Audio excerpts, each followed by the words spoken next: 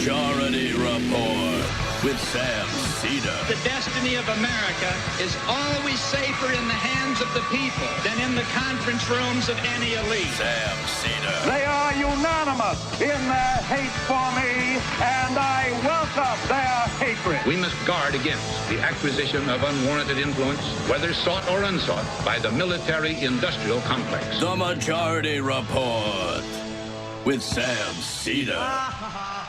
Ever get the feeling you've been cheated?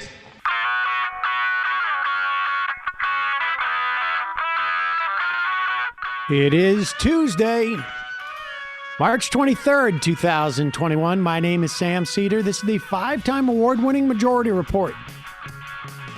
We are broadcasting live steps on the industrially ravaged Gowanus Canal in the heartland of America, downtown Brooklyn, USA. On the program today, Jemima Pierre, Associate Professor of African American Studies at UCLA, and Brian Concannon, Executive Director at Project Blueprint, Advisor to the Institute for Justice and Democracy in Haiti, on the rolling death of democracy and the U.S. greenlighting of dictatorship in Haiti. Also on the program today, 10 people dead in a mass shooting in Boulder, Colorado, days after the NRA helped strike down an assault weapon ban in that city. Health officials question AstraZeneca's efficacy data. Global COVID deaths are up for the first time in a month and a half. And as U.S. testing drops, White House is now concerned that Johnson & Johnson won't hit their vaccine production goals. Joe Biden reportedly prepping a $3 trillion infrastructure bill. But people are saying even Joe Manchin was calling for $4 trillion. What the hey? Bernie Sanders prepping a drug cost reform bill for the next round of reconciliation. And Louis DeJoy rolls out his plan to debilitate the Postal Service. Evanston, Illinois, has now approved reparations for black descendants of slaves. As far as we can tell, the first municipality to do so in the country. USDA to increase SNAP payments by 15% through September. All this and more on today's Majority Report. Welcome, ladies and gentlemen. Thanks for joining us. As always, joining me, Emma Vigeland. Emma, how are you? I'm doing well. How about you? I'm doing okay. Thanks for asking. That's nice. I appreciate that. Better allergies today? We'll see. I got hit, viewers of the program know, like at one point in the middle of the show yesterday, I got hit by allergies. It lasted all the way through this morning. And I took a allergy medication, and I was fine. And then 4 minutes before the show starts, it feels like it was coming back. Now it feels like it's gone again. Okay. Well, we'll all stay tuned. Stand back and stand by for Sam's allergies. It really does have a feel like today should be Friday, doesn't it? I mean, there's some weeks you start out and you feel like at the beginning of the week it should be Friday already. I'm getting part of that. I think part of it is because spring has sprung. Let's get right into this. There have been hearings on the Hill for H.R. 51, which is a bill to provide statehood for Washington, D.C. There are hearings now happening at the House Oversight and Reform Committee. This is one of those bills which will need ultimately the dissolution of the filibuster in the Senate. What's happening now is the House is getting ready to pass all these bills and just basically loading it up, and then it's up to the Senate as to whether or not these things will become law. D.C. is not represented in our government by voting members in the House or the Senate. And here is Congresswoman Rashida Tlaib explaining how bizarre in many respects it is that D.C. does not have this kind of representation relative to the rest of the world. Here she is.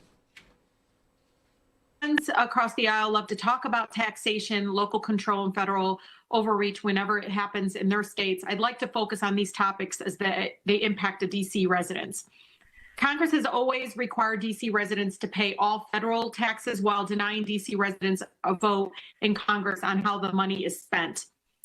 D.C. residents have no vote on the federal laws that govern them and no vote on the federal executive branch and judicial branch officials who enforce and interpret those laws.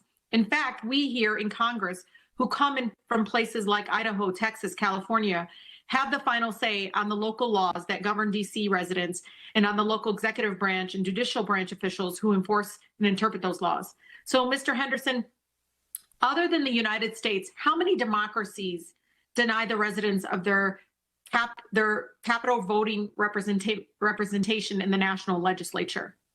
To my knowledge, Congresswoman, no countries deny their national capitals votes in the national legislature. That's right, Mr. Henderson, and I appreciate that. None. That's the answer. This represents an extraordinary violation of democratic principle America claims to represent, right? Our country claims to represent the importance of representation. So now let's look at taxation. In fiscal year 2019, we continue to hear that DC paid $27.5 billion in federal taxes. That's more than 22 other states and territories. In fact, DC paid more taxes than Montana, Alaska, Wyoming, Vermont, all the U.S. territories, and all the U.S. foreign deployed service members combined. Put simply, if you oppose DC statehood, you support taxation without representation. You hear me? If you oppose DC statehood, then you support taxation without representation. And let's not forget that people of DC have always answered the call to serve whenever their country needs them, right? Well, Republicans pretend to be so concerned about the taxpayer. Seems like they're less concerned when the majority of the population, I believe, in DC is African American. And DC has a larger population than Vermont and Wyoming, two states that have 2 senators. DC has 0. I mean, they have, I think, ornamental senators, but no real representation. They don't have 2 votes in the Senate. 2 votes, exactly. And it is, there's just simply no rational argument that Republicans can make about this. There have been calls for local control in just about everything, except for those things that they don't want there to be local control about. And so it's completely inconsistent. But there is something you're not thinking about, Emma. You're right. I forgot that there were some compelling arguments on the right. There are some very compelling arguments on the right as to why D.C. should not get statehood. Here is Zach Smith. He is from the Heritage Foundation, where all of the high-level right-wing Republican ideas come from. And here is one thing that I guess many people have not thought about, and that is the notion of undue influence that Washington, D.C. would have if it was a state.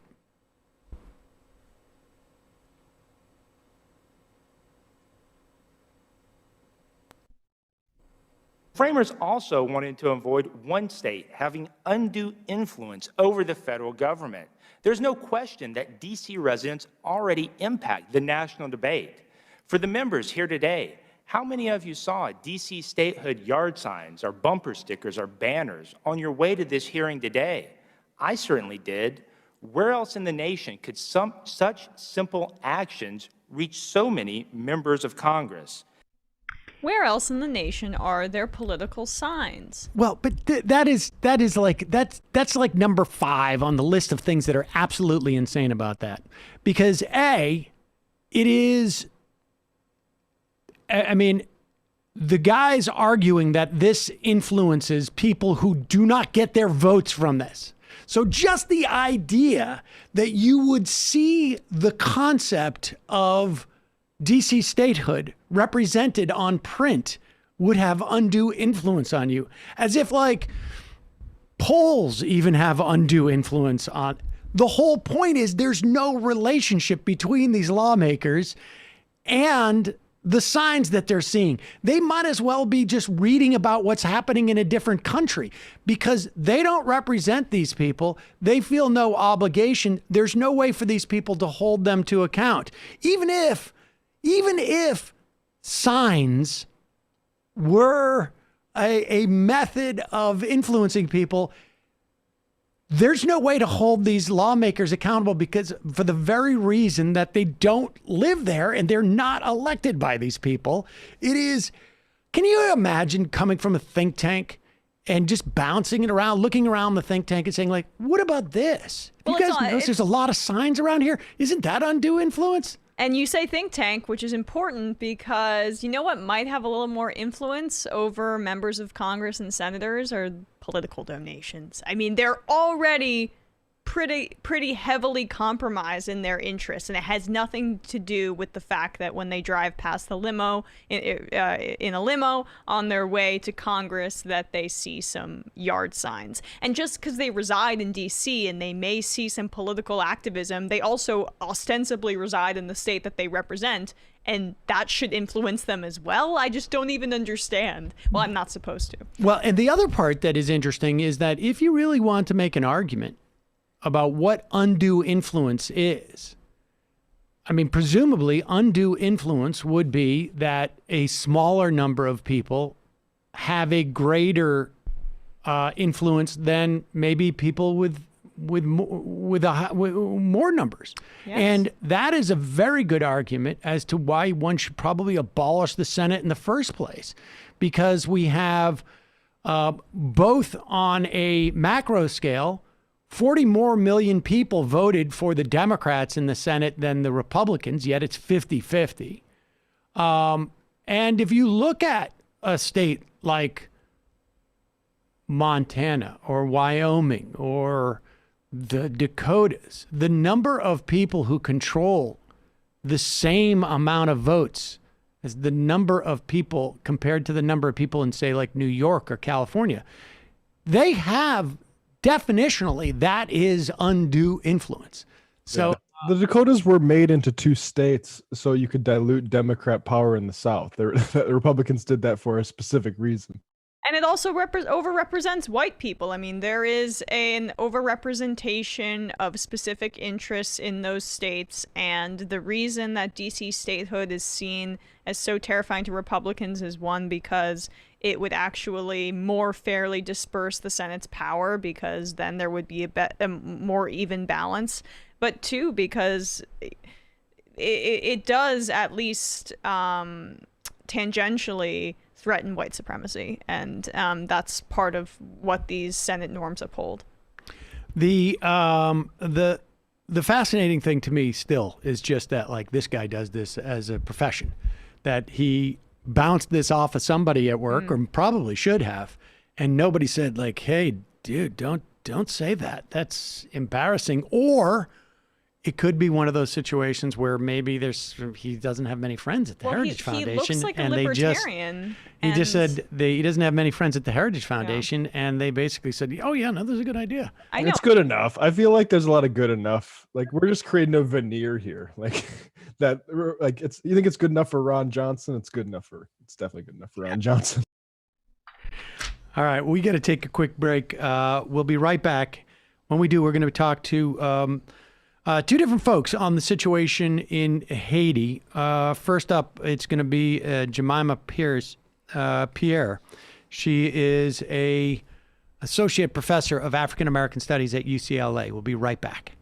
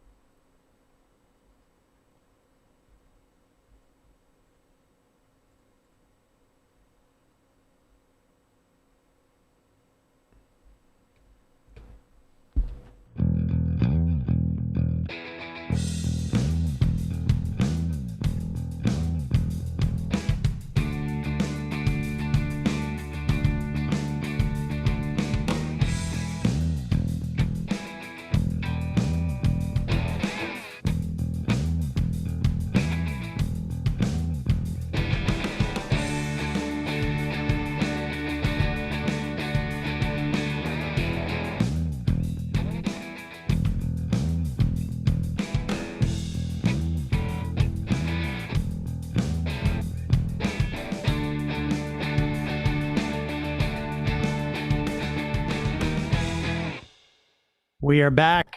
Sam Seder, Emma Vigeland on the Majority Report. On the Zoom, like to welcome Jemima Pierre. She's an associate professor of African American Studies at UCLA. Jemima, welcome to the program. Thank you. It's Jemima. Thanks for having me. No worries. So, Jemima, let's just start. I mean, you've written a piece about the sort of ongoing narrative of black despots and white rulers in Haiti. Back up a little bit for us and give us a little bit of history. You also discussed the idea of a second coup, I guess, or era. Just give us a little bit of basic history on Haiti's attempts at self-government over the past, well, I mean, I guess we could go.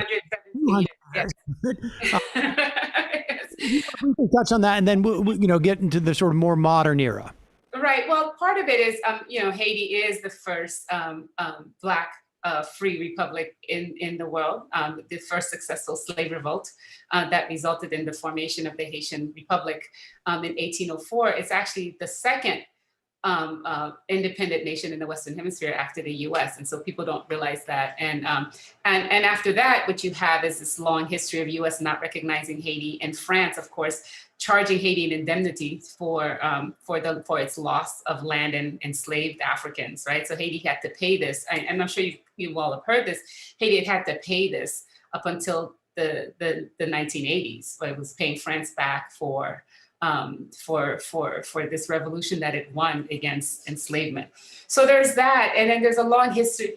We should say we're talking 1801 was the end of that. 1804, yes. 1804. And yes.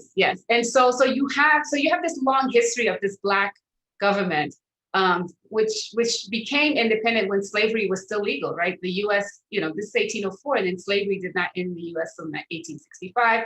In places like South America, like Brazil, slavery did not end until 1888. So you have this long history of this Black nation that's been at the heels, I guess, of white supremacy for a very long time. And so it was punished for that. And some people say it's being punished for that. And so you fast forward so Haiti has always been, it was surrounded by the US, by the Europeans for a long time, naval blockades.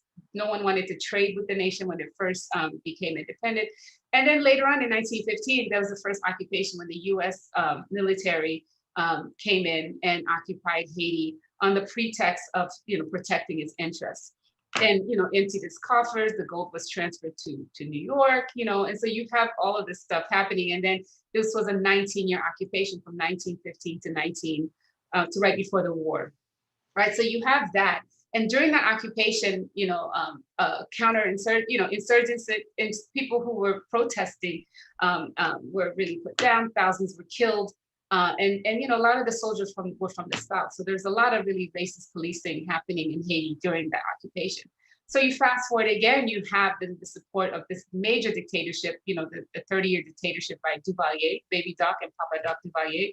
And Papa Doc was supported by the US because he was anti-communist, right? So you had that, and you had him develop this dictatorship that really lasted and terrorized the population for a very long time. And he was deposed in 1987. Once France and the U.S. I guess decided that they no longer needed him. And so 1987 is really the year where we really think about the beginnings, of recreating Haitian sovereignty, getting rid of this Duvalier dictatorship. And then, of course, you have, the first democratically elected president, Jean-Bertrand Aristide, which was overwhelmingly supported by the poor people. Haiti, they say, is the poorest, the stereotype Haiti is the poorest nation in the Western Hemisphere, which is not true. It's poor because it's completely exploited. It has all the golds, the minerals and oil and so on, right? So there's that. But with Aristide, then you had two coups d'etats supported by the CIA, one in 1991, right at 9 months after he came into power, and then one again in 2004 when the U.S. Marines landed in his house, put him on the plane and flew him to Central Africa. So and after that, then you have then, what I call the second occupation. And ever since then is what you have, so the UN, which really allowed this to happen. And I've written a longer piece, an academic piece. I'm an anthropologist, so I write in anthropology journals. And so I've written more about this occupation in the sense that once this coup d'etat happened, it was sanctioned by the UN Security Council, which is run, of course, by the US and France, and then they decided to deploy a peacekeeping mission because there was so much protest against the coup d'etat.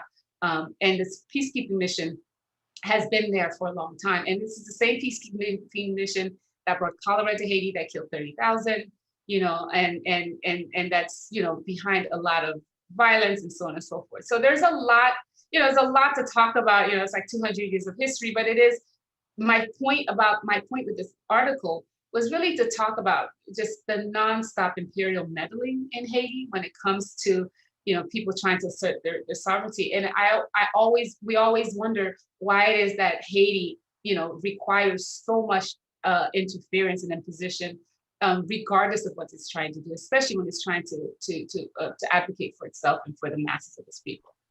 Well, that is, I think, the question I think that is just sort of like, begged to be asked is why? Why? And maybe it's in part that it's about resources. It's stunning the natural resources that exist there, that are of which the wealth, the value of that does not seem to reach the people ever. But what is it? Is it obviously there's a huge part of white supremacy involved in this, but what is it that continually allows for the United States to be meddling in this way, and other countries? Other countries. Well, we do think white supremacy is part of that, definitely. But I do think Haiti has this, has been strategically possible. So I was reading if you read this, I forgot who it's by, but the Monroe Doctrine, who this U.S. Military official talking about how significant that area, that location is for U.S. Policy. So if you think about, and there's an island called Mole St. Nicolas where the U.S. government has been trying to get from Haiti for a long time because they want to stage a military. And if you think about, the pivot to Asia, the idea that this area provides a way for Southcom, Southern Command, to actually have access to these supposed scary governments in Latin America, Venezuela, and so on and so forth, then you see the need for Haiti. The other thing is there's Guantanamo, which is about to be given back to Cuba. And so, you need a replacement for the Guantanamo base as, the pivot to Asia gets established. And so then you think about through Haiti, the Panama Canal, then you're in Asia, right? And so you have to think about all of that, the strategic geopolitical processes. And one of the things that actually kept this dictator in the making, that's what I call him, in power, was the fact that he, for the first time, went against Venezuela with the US with Trump. So he recognized Juan Guaido, which was something Haiti would have never done, considering Venezuela's close relationship with Haiti historically. And yet, have they called for his resignation? No, the United States, I thought they've kind of supported new elections, but to my knowledge, despite these pro-democracy protests, the United States has not gone as far as to call for the resignation of Moïse. Oh, no, of course not. Well, part of it is there's no way Moïse would be as bold and still be in power without the consent of the so-called international community. And that is the US, that is the UN, that is especially the OAS. In fact, the OAS has gone out of its way to affirm Moïse needs to stay in power, right? And if they get tired of him, if the violence gets too much, and that's what we're assuming, in a few months it might be too much for them, they might want to replace him. They're probably looking for a replacement, but there's no way that Moïse is in power without the consent of the US, because part of the other thing being under occupation is that there are three groups that control US politics. So there's no sovereignty. So there's the core group, and I don't know if you've heard of the core group, which is a group of nations, United States, France, Canada, the US, the OAS, the EU, Germany, Spain, and Brazil, get together all the time and make decisions on Haiti, right? The OAS, so they all get together and they decide. And so if they affirm, so they were the ones responsible for Moïse getting elected to begin with, because Moïse was deeply popular from the very beginning. So was his predecessor. So the predecessor, Michel Martelly, who started the party that he's in, is known for corruption and so on and so forth. But he was actually forced in, right, by the Obama administration against the wishes of the people. The election results were from the first round to the second round were changed by the OAS to actually put him into second place.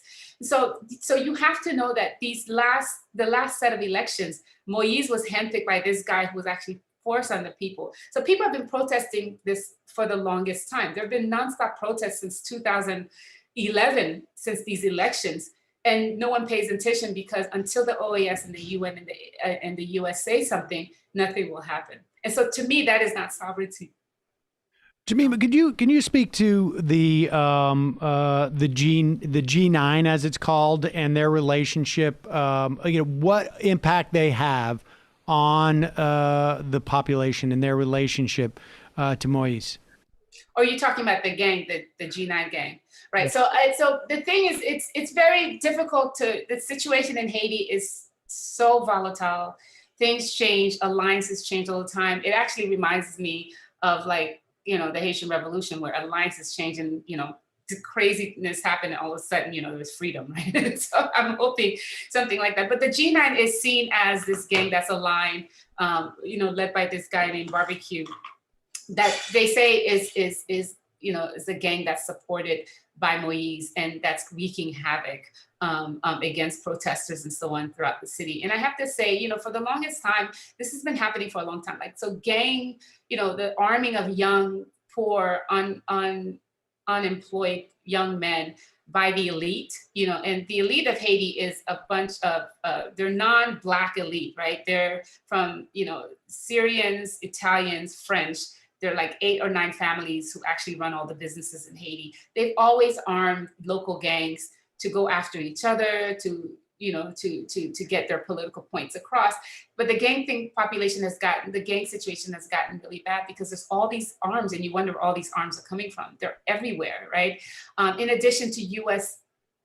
providing the local police arms and ammunition.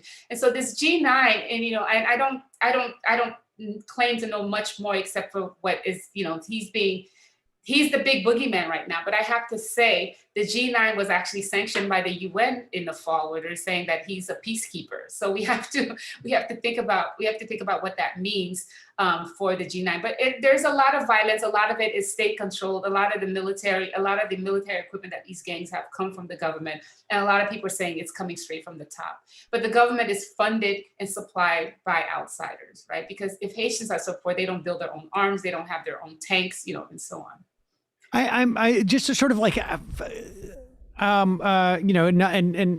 know you're not necessarily an expert on this, but that dynamic is how do we characterize that? Because it feels like those, it is a different, that relationship with the gangs. I mean, even is sort of a different dynamic than we've seen in other countries in this area. It's part sort of, death squad on some level that is deployed to tamp down any type of dissent or protest, but it's also part drug cartel on some level, or at least cartel. How do you characterize those things? Is there anything that is is there an analogy?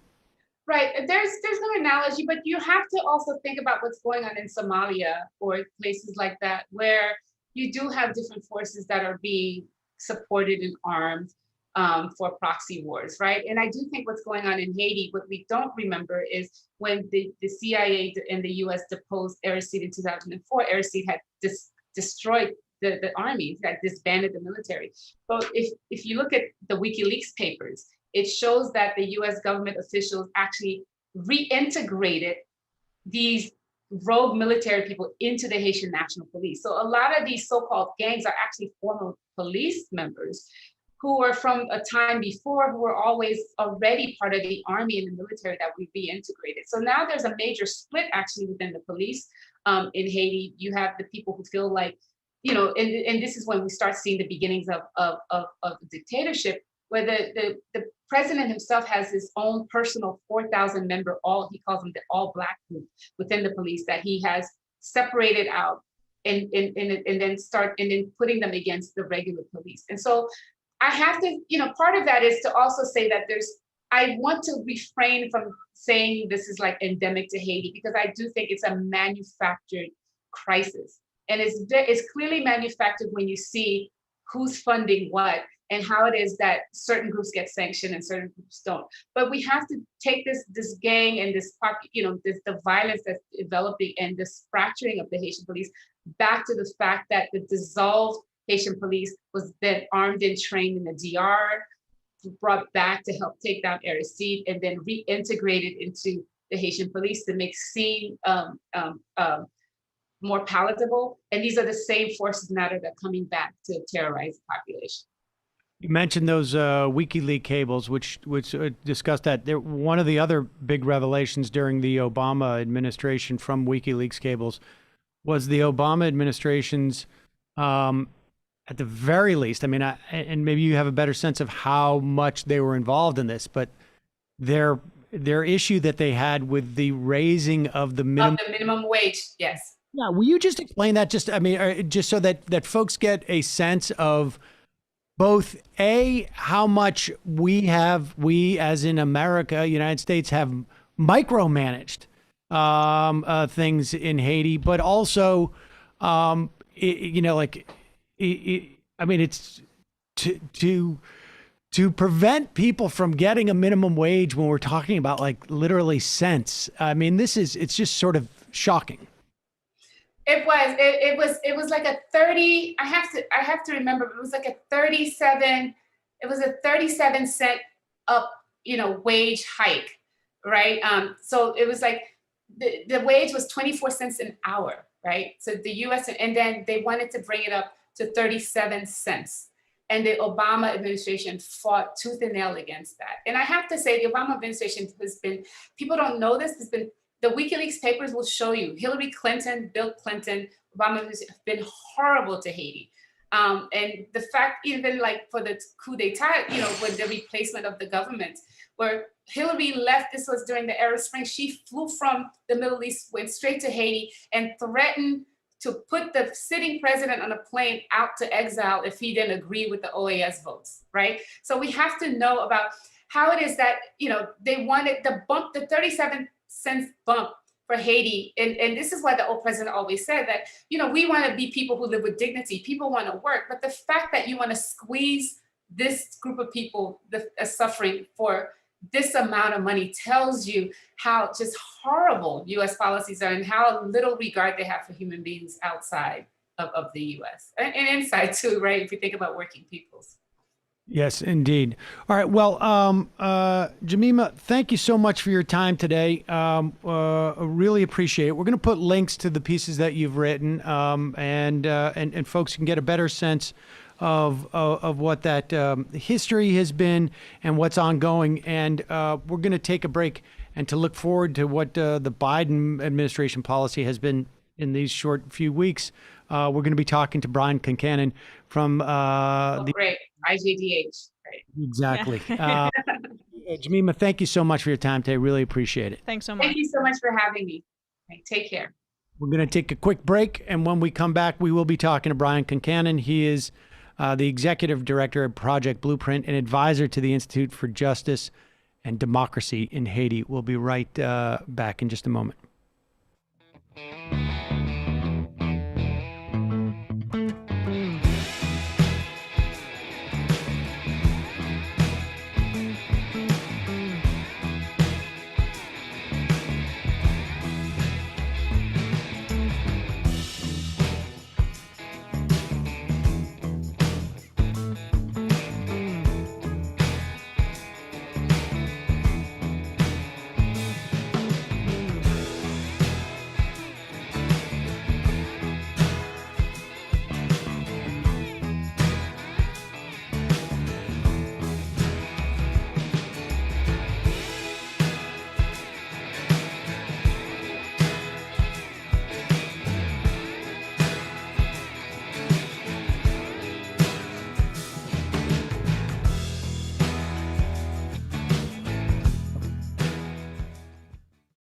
We are back on the Zoom. I'd like to welcome to the program Brian Concannon, Executive Director at Project Blueprint, Advisor to Institute for Justice and Democracy in Haiti.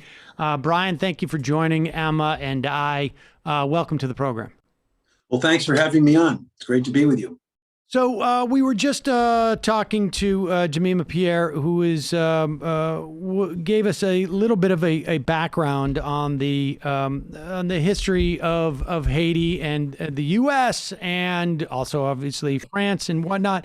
I want to talk about how Haiti. Let's just start with how Haiti fits in with the Biden foreign policy, and particularly, like, if we have a sense of, based upon what we've heard about the relationship between really the last 4 or 5 successive administrations and Haiti, if we're going to see any type of change with the Biden administration, at least from what we can tell 60 days in. Sure. Well, first, anytime you're ever talking about U.S. policy in Haiti, you can never lose sight of the historical context that Professor Pierre just related. We like to think the past is past, but it is present. It informs, and especially the white supremacy aspects, informs U.S. policy to Haiti today and Haitians' reactions to it. I think there's kind of 3 things going on with the current U.S. policy to Haiti. One is that we're still in our own democratic transition. We have a confirmed Secretary of State, a confirmed UN ambassador. The third State Department official confirmed was just confirmed yesterday. So you don't have Biden's full team in place, and we're to some extent on Obama, running on Trump legacy people. The second thing, I think, to the extent that the administration is paying attention to Haiti, they're mostly hoping that Haiti stays calm or stays low on the radar screen so they can get to other things. Haiti's not its top priority. But I think the third thing is that it is clear so far from what we know about Biden administration foreign policy, that its policy is much less progressive than its domestic policy is going to be, and will be, to a decent extent, a continuation of the policies of the Obama administration. Well, I mean, I characterize that. I mean, is it basically we're going to try and control who essentially runs Haiti? I mean, is that essentially what for lack of any nuance, is that essentially what the Obama administration and I guess ultimately the Trump administration policy was, is that we're not terribly interested in democracy in Haiti because we want the ability to control who's going to be running that country? You asked a great question with Professor Pierre about why the U.S. is doing it. And I think all of those things are true that you discussed earlier.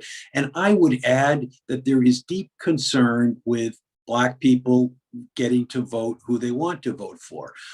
To understand why that's problematic with respect to Haiti, we can look at Georgia. I mean, what happened when African Americans in Georgia voted in a decisive way? We have a huge response, which is trying to repress their votes as much as possible. Same thing happened in Milwaukee for the primaries.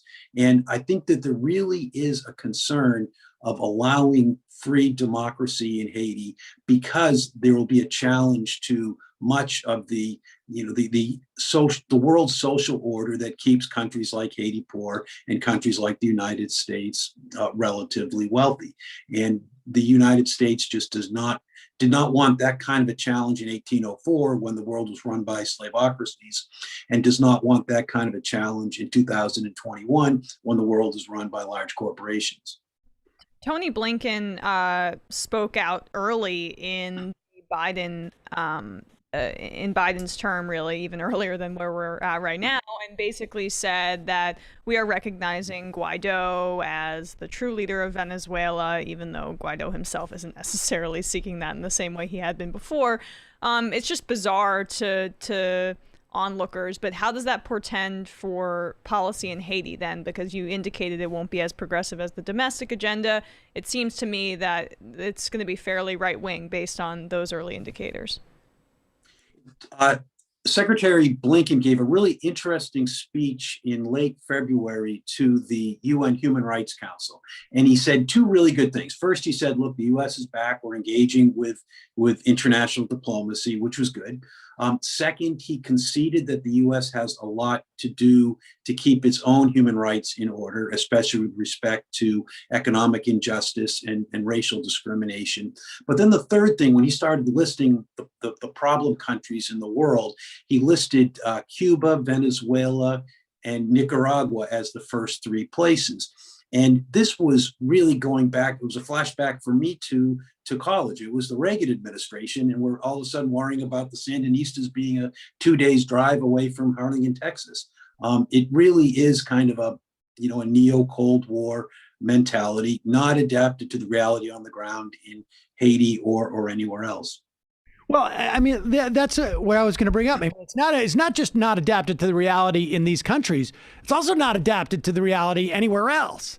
Like, ostensibly, right? I mean, because what is it? I mean, you said like there's a concern about what would happen if people in Haiti had the opportunity to vote in. Like, what does that concern look like? I mean, is it because we don't have the sort of the excuse of, well, there's a domino effect, and if communism takes hold and we don't put a check on it in Cuba, it's going to spread to Central America. Well, I mean, there is no big sort of like funding mechanism coming from the Soviet Union anymore to fund communist expansion. What we're afraid of now, those dominoes, what is it? Like, give me a sense of what it is that fear that we're afraid of is going to be the dominoes, because it's obviously not going to be communism that is exported from the Soviet Union. What is that fear? It's just going to be just the idea of maybe egalitarianism or what? It's actually there. It is still the domino concern, but the concern never was with communism. The concern always was with popular democracy breaking out. I had a conversation back in the 90s when I asked a special forces guy who had been in the special forces in Haiti. He was an American military intelligence officer, and I asked him kind of the same question you did. Why is the U.S. investing so much in undermining democracy in Haiti? And he said, look, I was involved in the 80s in Central America and doing military intelligence. And when we were getting briefed as to what the biggest threat to U.S. interests were, we were told it was liberation theology. It wasn't Marxism. It was priests going around saying that the rich should share with the poor. And I think that is still the concern. I mean, we live in a deeply unequal society, in a deeply unequal world, and there's that is inherently unstable. And the U.S. is not able to accept any kind of the ruling classes of the United States are not willing to accept any challenge because they're afraid of that instability. Jemima Pierre brought up the AOS. This is the OAS, the Organization of American States, and the core group, which is it characterized the core group for us, but also discuss the roles that both those organizations are playing, because ostensibly, I mean, it feels like it's just a way to make it look like the United States is not being unilateral. And in fact, I mean, could just characterize the role they play, I guess. That's exactly it. The reason why the OAS, the OAS is run by a man named Secretary General Insouza. He was going to lose his re-election battle, but the Trump administration intervened to get him elected as the head because he's a hardliner against Venezuela. And one of the reasons why we're so supportive of Haiti was because Haiti provided a critical vote in the OAS against Venezuela.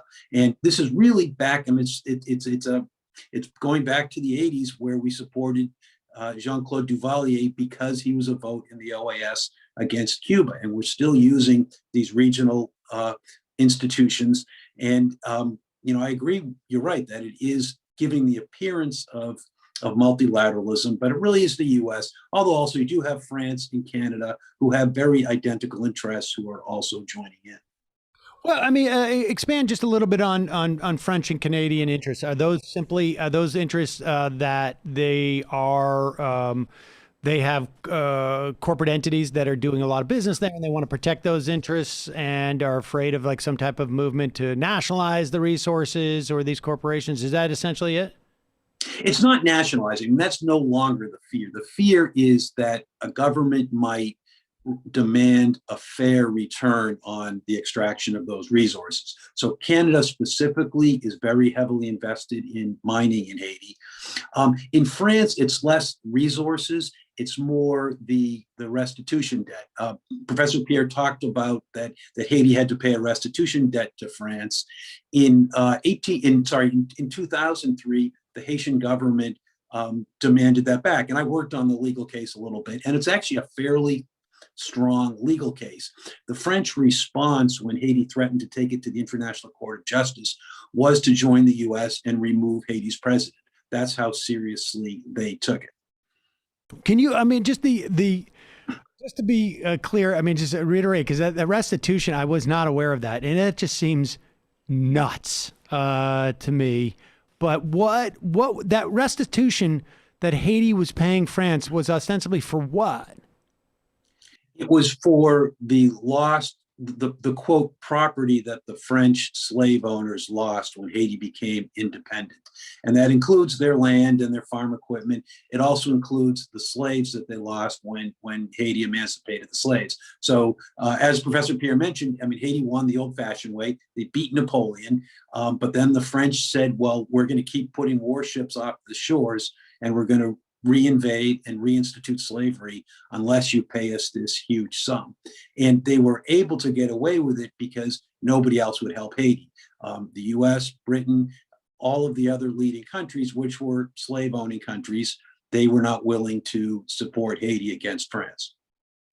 I mean, it's not hard to imagine that if you had that 100, 200 years worth of payment was actually put back into the infrastructure of Haiti in some fashion, you know, what the country would look like today. And it was that was part of it. It wasn't just extracting money. The whole purpose of the debt was to keep Haiti from being successful, so that nobody could point to a successful country run by freed slaves. And it made Haiti miss out on the whole 19th century industrial revolution. It prevented Haiti from investing in education, social services, basic governance, and kept it weak and exploitable up through now. Can you expand on the United Nations role in upholding the I guess, hegemony of the United States, France, Canada, etc., when it comes to Haiti? Because I feel like a lot of people still see the United Nations as, I guess, more divorced from Western or U.S. influence, I should say, than it actually is. Great question. I actually got to Haiti in 1995 as a volunteer, a UN volunteer for a human rights mission. And, you know, at the time, there were accusations that we were a tool of the US. And I think that was partially right, but only partially right. That changed in 2004 when President Aristide was literally kidnapped on a US plane and sent to the Central African Republic. And the US troops maintained, you know, entered the country and kind of maintained order and prevented democracy from breaking out. But in 2004, we needed our soldiers because we were losing wars in Afghanistan and Iraq. And so the US got the UN to bring peacekeepers in, basically to free up US soldiers.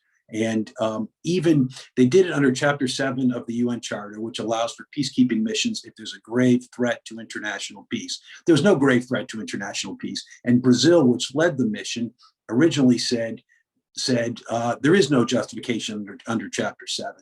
But the US said, well, look, we'll let you lead this mission if you take it. And you know, if you drop those objections. And so everybody let the objections drop. You had a peacekeeping mission that was there for decades. It brought cholera that that killed over 10,000 people. It spent I think it was close to $9 million. I'm sorry, $900 million. $7 billion. And it really helped create the conditions now where you have this succession of right-wing parties running basically a left-wing country. Is that the core group? I mean, was that essentially the core group that came in and made up of that that so-called peacekeeping mission? It was the United States under President Bush. They really led it, and the Security Council authorized it. And there's a lot of overlap between the core group and the Security Council.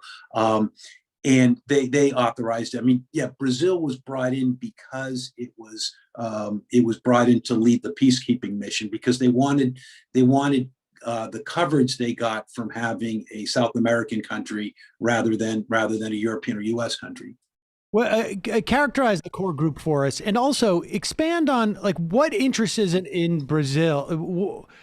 What is the interest for Brazil? I mean, I understand okay, well, if we get to lead the mission, what does that do for Brazil in that instance? Yeah, it was. I mean, this was President Bush had a very clever play with Brazil. Back at that time, there were talks of expanding the Security Council, the UN, to include more permanent members. And there's a lot of talk that Brazil and India were two of the front runners.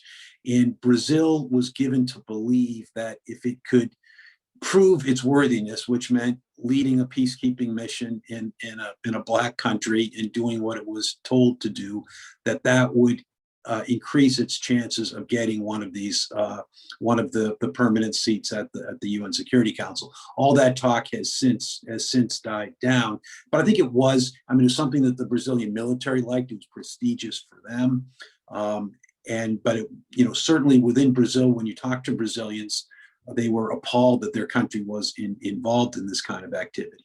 All right. So lastly, expand on that core group for us so that we get a sense of what their role is and what their function is.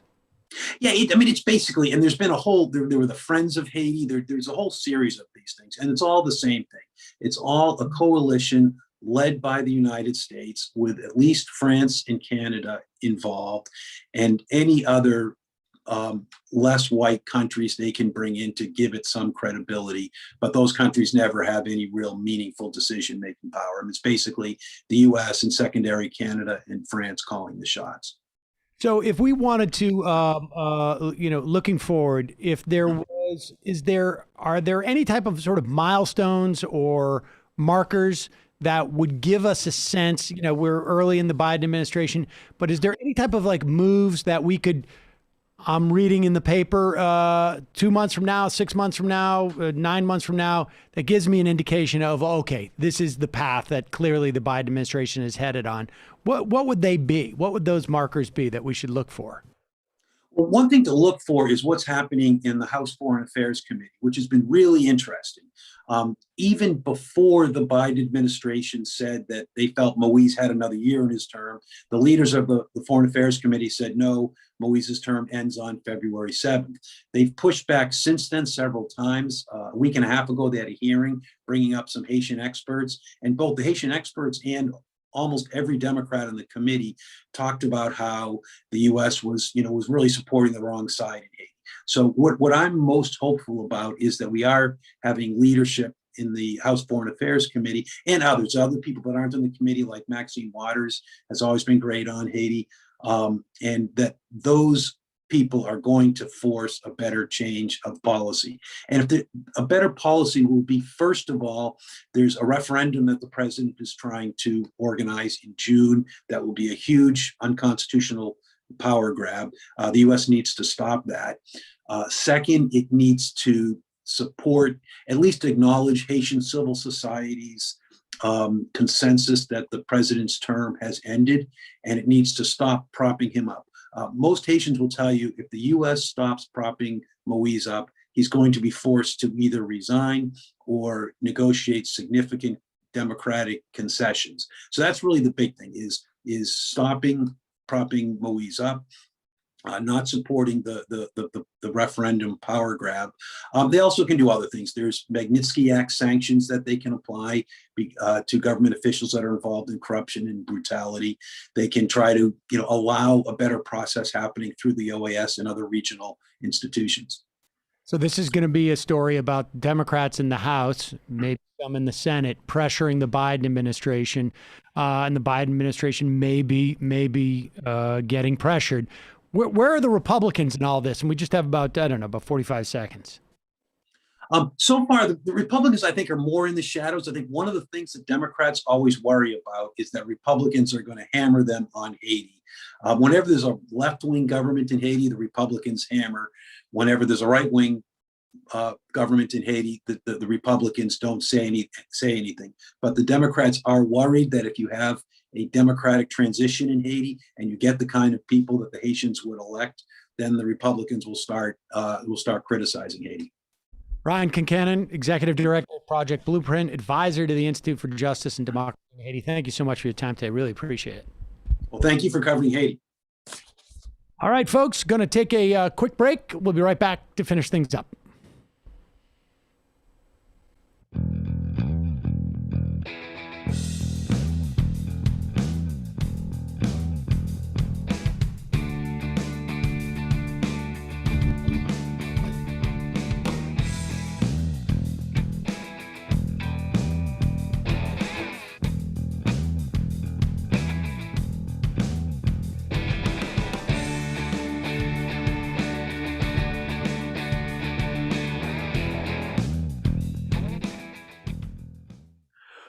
Well, it's another one of those situations, Emma, where we as a country basically go in and take what we want because we can. Well, yeah. And I mean, I find some of the insights there just so horrifying. The fact that basically Haiti is under financial penalty for being enslaved, like continued. Well, no, for being not enslaved. Oh, not enslaved, or sorry, for resisting slavery, basically. Yes. Which is an unbelievable, not unbelievable, but an obviously disturbing dynamic. More NGOs than any other country, so more NGOs down there. Harder NGOs. Exactly. All right. Well, that's it for us today. We will see you tomorrow. And for those of you sticking around, we will see you now. Nomi is going to join us. She's going to join us a little bit late. I just got a text from her, but Nomi will be joining us. You can check out Nomi's show today at 3 p.m. Matthew Lawson, author of Planet on Fire, will be joining Nomi. That, of course, is youtube.com/The Nomi Key Show and twitch.tv/the_Nomi Key _show. So check that out. And a reminder, this program relies on your support. It is only because of our members that we're able to do this day in, day out. You can become a member at jointhemajority.report.com. When you do, you get the free show, free of ads. We didn't have any ads. We don't have ads every day. We try, but what are you going to do? Yeah. But you can get the show free of ads, the free show, and then you get the fun half. And then we're also, we got all sorts of things in the hopper. Like the stream. Hopper. Oh, yeah. Like the stream. The what? The hopper. The hopper. And sounds like it's like indistinguishable from harbor. Hopper. Sometimes the hopper dumps things into the hopper. So, like the stream, subscribe to the channel if you haven't already, through the various mechanisms in which you watch this show. Also, Matt. Oh, I should also say, justcoffee.coop, fair trade coffee, tea, or chocolate. Use the coupon code majority, get 10% off. And people didn't know that I voice half the time the AM Quickie. There's someone on YouTube. I thought that was pretty clear. Yeah, I thought so too. But somebody on Twitter, rather, was complaining about my, way of speaking, and which which I have to say, I think is perfectly legitimate. The idea that I've been able to do this for 15 years with the diction I have and I'm not terribly trained in this. I came from the acting comedy world more, but certainly I understand, perfectly legitimate. But I'm old. It's not going to change, probably, I would have to say. But in the course of that, they say like, oh, and I can't listen to the AM Quickie because that voice. And I'm like, well, that's me without all of those problems because I read that. Mm-hmm. And I still didn't do it. Some people do like the slower cadence. Yeah, some people do. I don't know. Some people don't like the slower cadence or the faster cadence. And in that case... Sounds like you just shouldn't watch the show. I was going to say, like, there's only so much I can do. I can only either go slower or faster. Anyways, amquickie.com. 7 minutes of headline news from a left perspective and news actually that you won't hear. We don't even cover some of those stories on this show because we just run out of time. But our writers for AM Quickie, they find a bunch of stories that you're going to want to know about, and just and it gives you an opportunity. Maybe I'll pursue more of this, or I just like this is something I should know in the background. I mean, it's I think people really enjoy it. So amquickie.com. Like I said, justcoffee.coop, fair trade coffee, tea, or chocolate. Use the coupon code majority, get 10% off. Matt, what's happening on the Matt Leckian, I guess, what's happening in the Matt Leckian media universe? Sorry. Yeah, Thursday night, Shaman, the social member of the City Council, will also... You should listen back to this. Inexplicable, yeah. Completely. Really? That's something else on my internet, I feel like. It's still bad. Yeah, it's like you every time you talk, you turn into a robot. Remember that happened with my audio earlier? Maybe you need to just do what I did and restart the computer. How about now? I restarted it. Is that in there? No. Sawat and Waz and Bray on Reckoning Thursday. It sounded like you said someone Bray on Shama Sawant from Wozni Lombre. And Waz. Okay. All right, great. So there it is on Left Reckoning. I speak Lek now. It's weird. You sound great. You're like millions of miles away. So I'm sorry if I keep cracking my neck. I just there is something right here, right in the back. Wow, there's a lot of. We're all falling apart, folks. I don't know. It's if it's not the internet, it's one other thing. All right, see you 646-257-3920 in the fun half.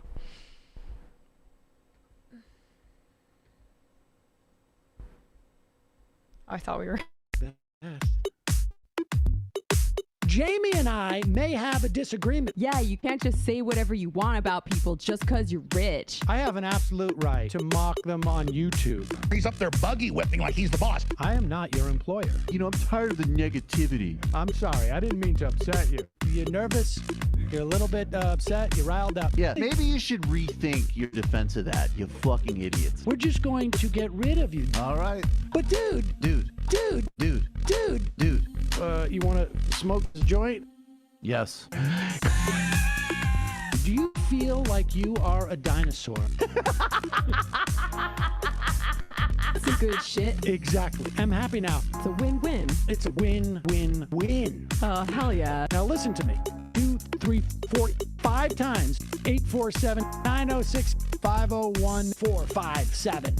2, 38, 56, 27. 1/2. 5 8s. 3.9 billion. Wow. He's the ultimate math nerd. Don't you see? Why don't you get a real job instead of spewing vitriol and hatred, you left-wing Limbaugh? Everybody's taking their dumb juice today. Come on, Sammy. Dance, dance, dance.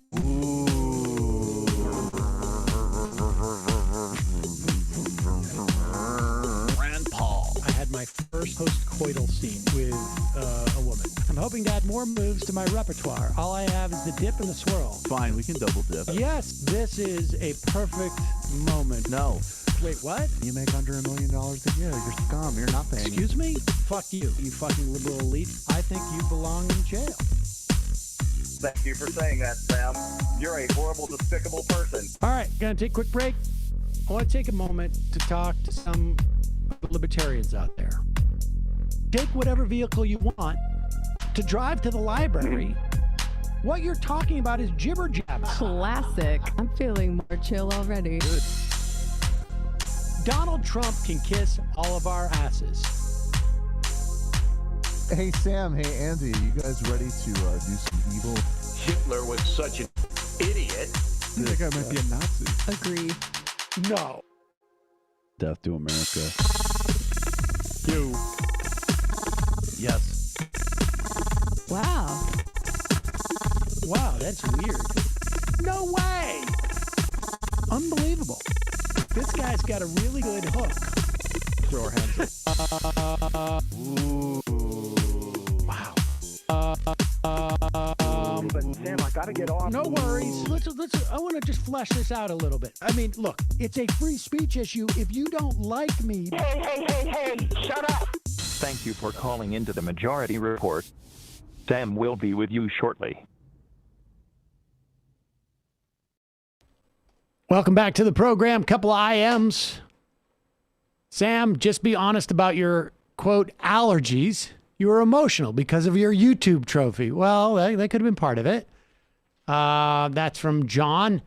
And from Country Fury Roads, yesterday's show was the best commentary I've seen around the anti-trans bills. Thanks. In Mississippi, the anti-trans law passed with multiple Democratic votes and abstentions, claiming support from their constituents. What is your advice on addressing transphobic views around the trans youth from people that generally support or are indifferent to LGBTQ folk without triggering defensive reactions that could backfire?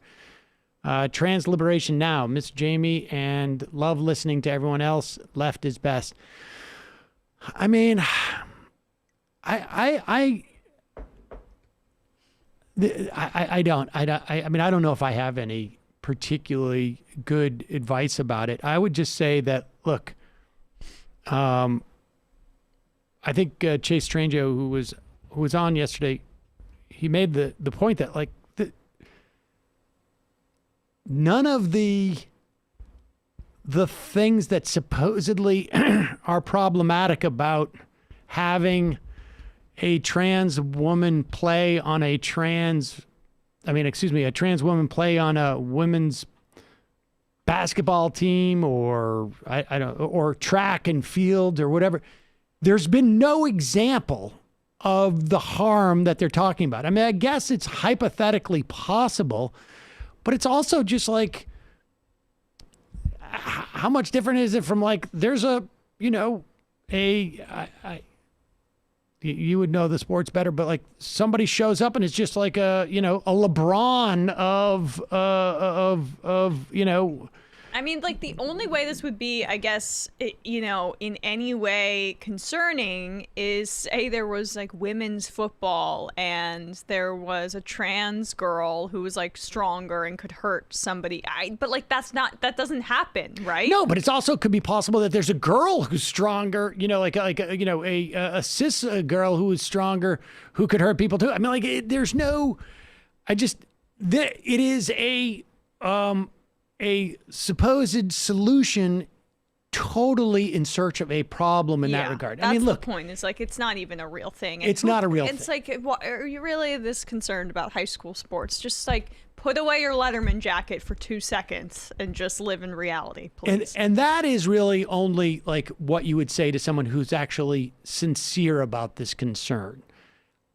I find it hard to believe there's really that many people who are actually sincerely concerned about the integrity of high school sports or the threat that this offers to the integrity of high school sports. I think a lot of it is just, I think some percentage of it is just sort of discomfort with, like, just born out of ignorance and just a sort of a fear of the unknown or something. And then I think there's just sort of like a big chunk of this is a fundamentalism or something that comes from fundamentalism about that essentially centers around the patriarchy and this relentless, obsession with traditional gender roles, which, you know, I mean, if we were going to go back, as I used to say, it was like, if we're going to save traditional marriage, I was like, why, when am I going to get to own my wife again? Right? Like, that's what traditional marriage really is about. Well, it's did like, you get a dowry?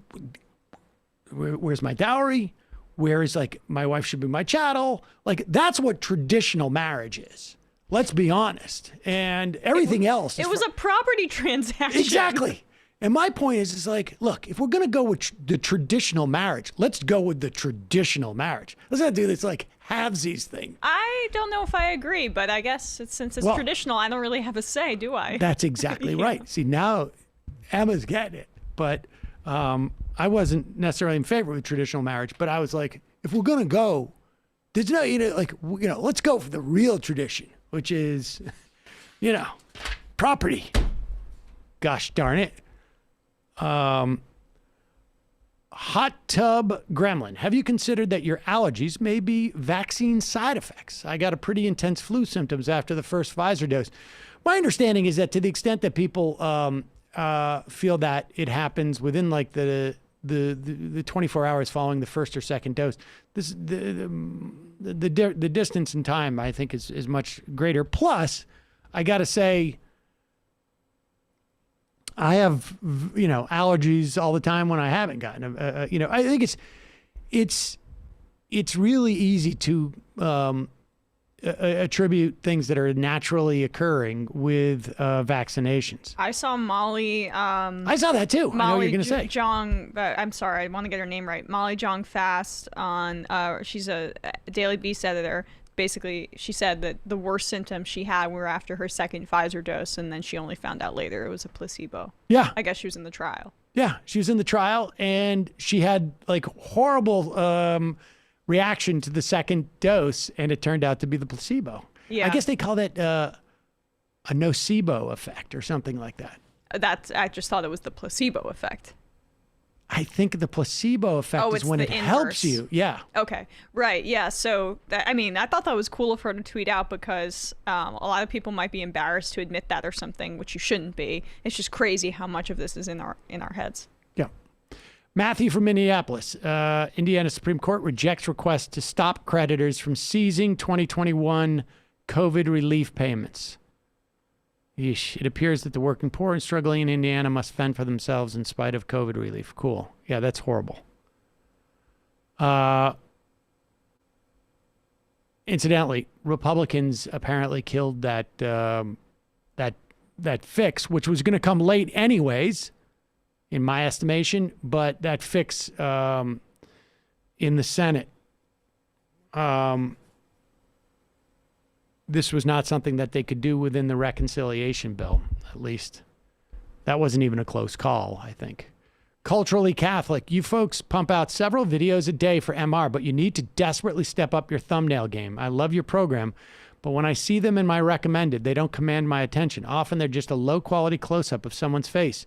There's a lack of big red arrows, bold text, and reaction faces. At the very least, have the MR logo in the corner. Good idea. YouTube thumbnails are incredibly camp, but that's unfortunately what almighty algorithm likes. Are you hiring? Do you do YouTube thumbnails? That's the way you do it, right? Yeah. Send us an email at majorityreporters@gmail.com.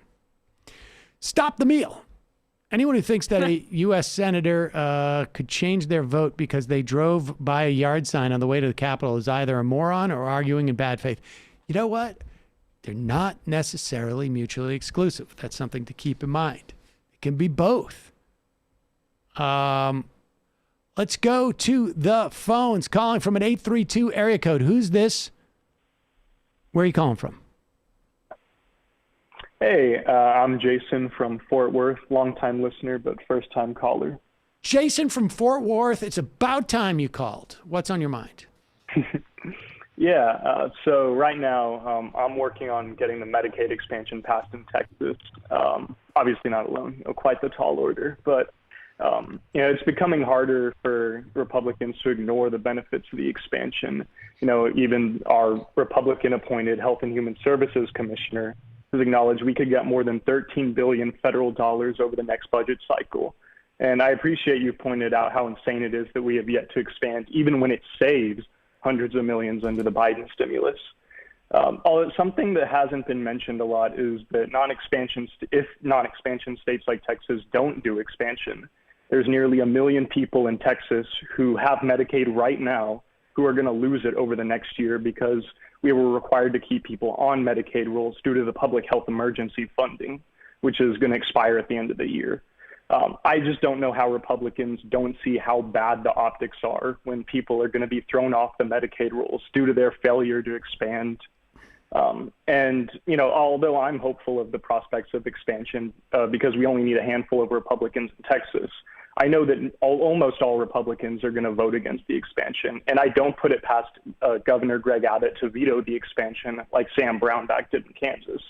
So my question is, what lengths will Republicans go to keep Biden and the Democrats from having a win if they intentionally throw their own people off of Medicaid just to stick it to them? Oh, I mean, let me just quickly say, it's just such a good question, and thank you for all your work on the Medicaid expansion. I mean, it's documented that Republicans basically slowed the economic recovery on purpose under Obama in order to hurt him. So I don't know if there's a bottom to that barrel. Yeah, I don't. That's the unanswerable question. But I just want to reiterate a couple of things you said that I think people should be aware of.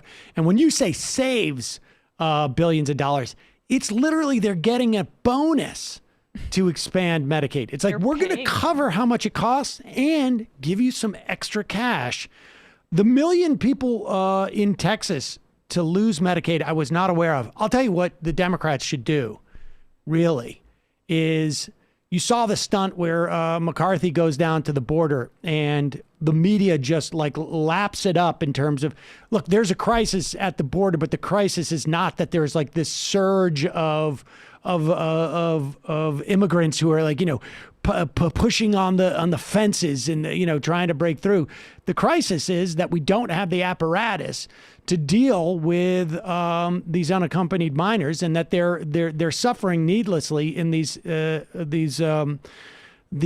facilities built for adults. Or really shouldn't. I mean, they shouldn't be in there, regardless of who they're built for. But I would like to see a delegation of Democrats go down to the border of Texas and talk about the crisis in Texas, that 1 million people are about to lose their health insurance at one point. I mean, that's the type of stunts, and it's a stunt. That in front of the border wall. Yeah, exactly. No, just stay the ABC border of I don't know, of of Louisiana and Texas or wherever. I'm not sure which states. I think Louisiana has expanded. Louisiana has expanded. So stand at the border there and just be like, we're concerned at this border. Oh, I thought you meant co-opting the border narrative. No, I mean literally just go from a state that has expanded Medicaid to Texas and just be like 1 foot in, 1 foot out. Exactly. Yeah. The people over here can get health insurance. The people over there can't. And Texas could actually make money at it. I appreciate the work you're doing, but that seems to me the type of thing that has to happen. But appreciate the call. Yeah, thanks so much. It's about time, too, man. Jeez. Really dilly-dallied about calling the show. Listening for that long. Oh. Look who's here! Hi! Sorry I'm late. Oh, good. What is that sticker you got? I'm so excited! I'm vaccinated! That's why I'm late. I was rushing over. I texted Sam this morning. I was like, oh my God, I was on a wait list. They just moved me up. I'm going over. So What'd you got the vaccine. Pfizer or Moderna or? Moderna. I didn't want it. I was initially supposed to have J&J, and then they were like, we don't have it. So whatever. I'll take what I can get. Yep. Well, Naomi, congratulations. Welcome. Yes. Welcome to the show. Proper welcome to the show. Thank you. In New York now, they've dropped it down to 50. I got on a wait list, but I would now be eligible. So they, that's that. I don't know when my second one is. I haven't scheduled that yet, but. They didn't ask you the day of to schedule it? No, at this Walgreens, for whatever reason, they basically just said or I guess it's Dwayne Reed. I think that's the same. It is. Yeah, same brand.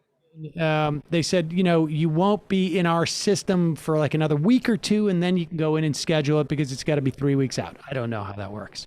And it's like now they're saying that, I mean, in Europe, they're just postponing them for months because the efficacy is like so strong. It's just going to be like a booster shot. And obviously they don't have the supply that we do. Right. One thing we're doing right. My understanding is, and we should say, like, it's the only thing that I think they can tell this far out, what adverse reactions the people have had to it. You can't necessarily, know all the dynamics of it, but my understanding is, at least with these mRNA shots, that the second shot really has to do more with the durability of the protection you have than increasing it significantly. That, I think 2 weeks out, you're at like 80, 90% efficacy, at least in terms of like serious illness or... And now they're saying at least 4 months, right? After those 2 weeks. I mean, it's still clear, I think, how long the vaccine lasts. Right. I wonder what the difference is between J&J and Moderna/Pfizer, too. I mean, it's just crazy how unknown it is, but obviously we'll have protection for some. They're saying it's already like proving similar patterns in terms of efficacy. It's just earlier in the phase. So like, the more people take Moderna and Pfizer, and the more time, the stronger the numbers come back as. And it's on track, similar to, I'm not a scientist, on track similar to Pfizer and Moderna. Nice. Train Boy wants to say big thanks to Nomiki for doing her part to expand 5G coverage in America. It's the little things that we do. I now have a satellite like in my arm. I think that's how it works. An iPod Nano as one of our other, what was another caller? Or, an IM McCain. Yeah. Oh, it was I'm so sorry. Meghan McCain. I'm so sorry for Don't do our callers so dirty. Shitty joke by Meghan McCain to one of our callers. Artie writes, you are like giants in a china shop, pretending you know what you don't know, shitting all over the place, and then never while crying, we can't go now because it's embarrassing. Well, Is this about American foreign policy? What does this relate to? Don't you get it, Sam? We're like giants in a china shop, shitting all over the place. Like, why didn't you figure that out? I mean, immediately. To be fair, I've said that multiple times. I think Artie's talking about American foreign policy. Artie? That's Artie, yes. He loves to shit talk. Is that Artie? Yeah. I know. I'm not familiar. Artie got into it with like Binder, I guess, and said something about he's from the UK, and there was a fight. I'm forgetting the exact. Oh, I missed that. But I mean, giants. I mean, it's not the right metaphor. It's a bull in a china shop. A giant theoretically would go into a giant china shop. And so it's like the big and tall store. Right. For giants. Like, I mean, the china would be necessary. Also, a giant would have the mental capacity to understand it's breaking all the china. The thing about a bull is it doesn't understand that it's destroying all this stuff. Exactly. Wah, wah. Also, what difference is it that you're in a china shop if you're just going to shit over everything? You might as well be in a retail like clothing store, because that's bad too. Nobody can wash that off the china. Also, why are we disparaging the like bowel functioning of giants? Like, it makes more sense for the bull to be shitting all over the place. Without a doubt. This is a very bizarre comment. But thanks for the compliment. I think it's a good T-shirt. Like, we should turn it into swag now. So much visualization. This is a pretty funny clip that I want to play from Harris Faulkner is on Fox. Is that right? She. Yeah, I was actually on right after this clip. I was like, what just happened? So Donald Trump is on Fox. What show is she on? Is she on the Faulkner Focus. It's a new show, midday news show. Focus? The Faulkner Focus. Wow. Yes. All right. Well, here is Harris Faulkner on the Faulkner Focus. You go a long way just for that alliteration. Yeah, but here we go. This is pretty funny. She got a little bit dissed. Most presidents, ex-presidents like yourself, do not weigh in at this level. Why did you feel like you needed to on this issue? Well, you called me. I didn't call you, in all fairness. But the reason I weigh in is very simple. You wrote the statement last night. It was pretty strong. Well, I wrote a statement. I put out a statement. But the reason I weigh in is very simple. They're destroying our country. Very simple. It can't get simpler than that. They are destroying our country, and they're going to destroy it with tax increases, the likes of which nobody has ever seen before, in order to accomplish the Green New Deal nonsense. They're destroying it with woke. When China looks at woke and they see the biggest problem we have is Dr. Seuss. In the meantime, they're... Sorry. Oh, just a beautiful Trump. Looks at woke. Did he write that comment in? Was that really art or was it Donald Trump? Yeah, I don't know. But the China shop. But yes, when China looks at woke, what is woke? It's like an amorphous gas that obviously has no gender. How do you look upon woke? How is woke personified? I just have so many questions, and it reminds me of when Shrimp Judge, the like Trump impersonator, called in, right? Like woke bad. Woke is bad. Right, but he doesn't add like the or articles before he talks about things. Just woke. That's an article, right? It also sounds like he's sort of slurring his words a little bit, like he had some like dental work or something like that. Right. Continue with this. James Austin Johnson's his name. In order to accomplish the Green New Deal nonsense, they're destroying it with woke. When China looks at woke and they see the biggest problem we have is Dr. Seuss. In the meantime, they're building factories and trying to kill us in so many different ways. They laugh at us. They think we're so... Frankly, they think our country is stupid when they look at this, when our competitors look at what's going on in our country, taking down the statues to great heroes and so many other things. Now, I do it because China never did anything. I want to do what's right, and they are destroying our country. Mr. President, the 45th President of the United States, and we did call you, and we're glad you did. Glad you did? She was a little thrown off. I mean, but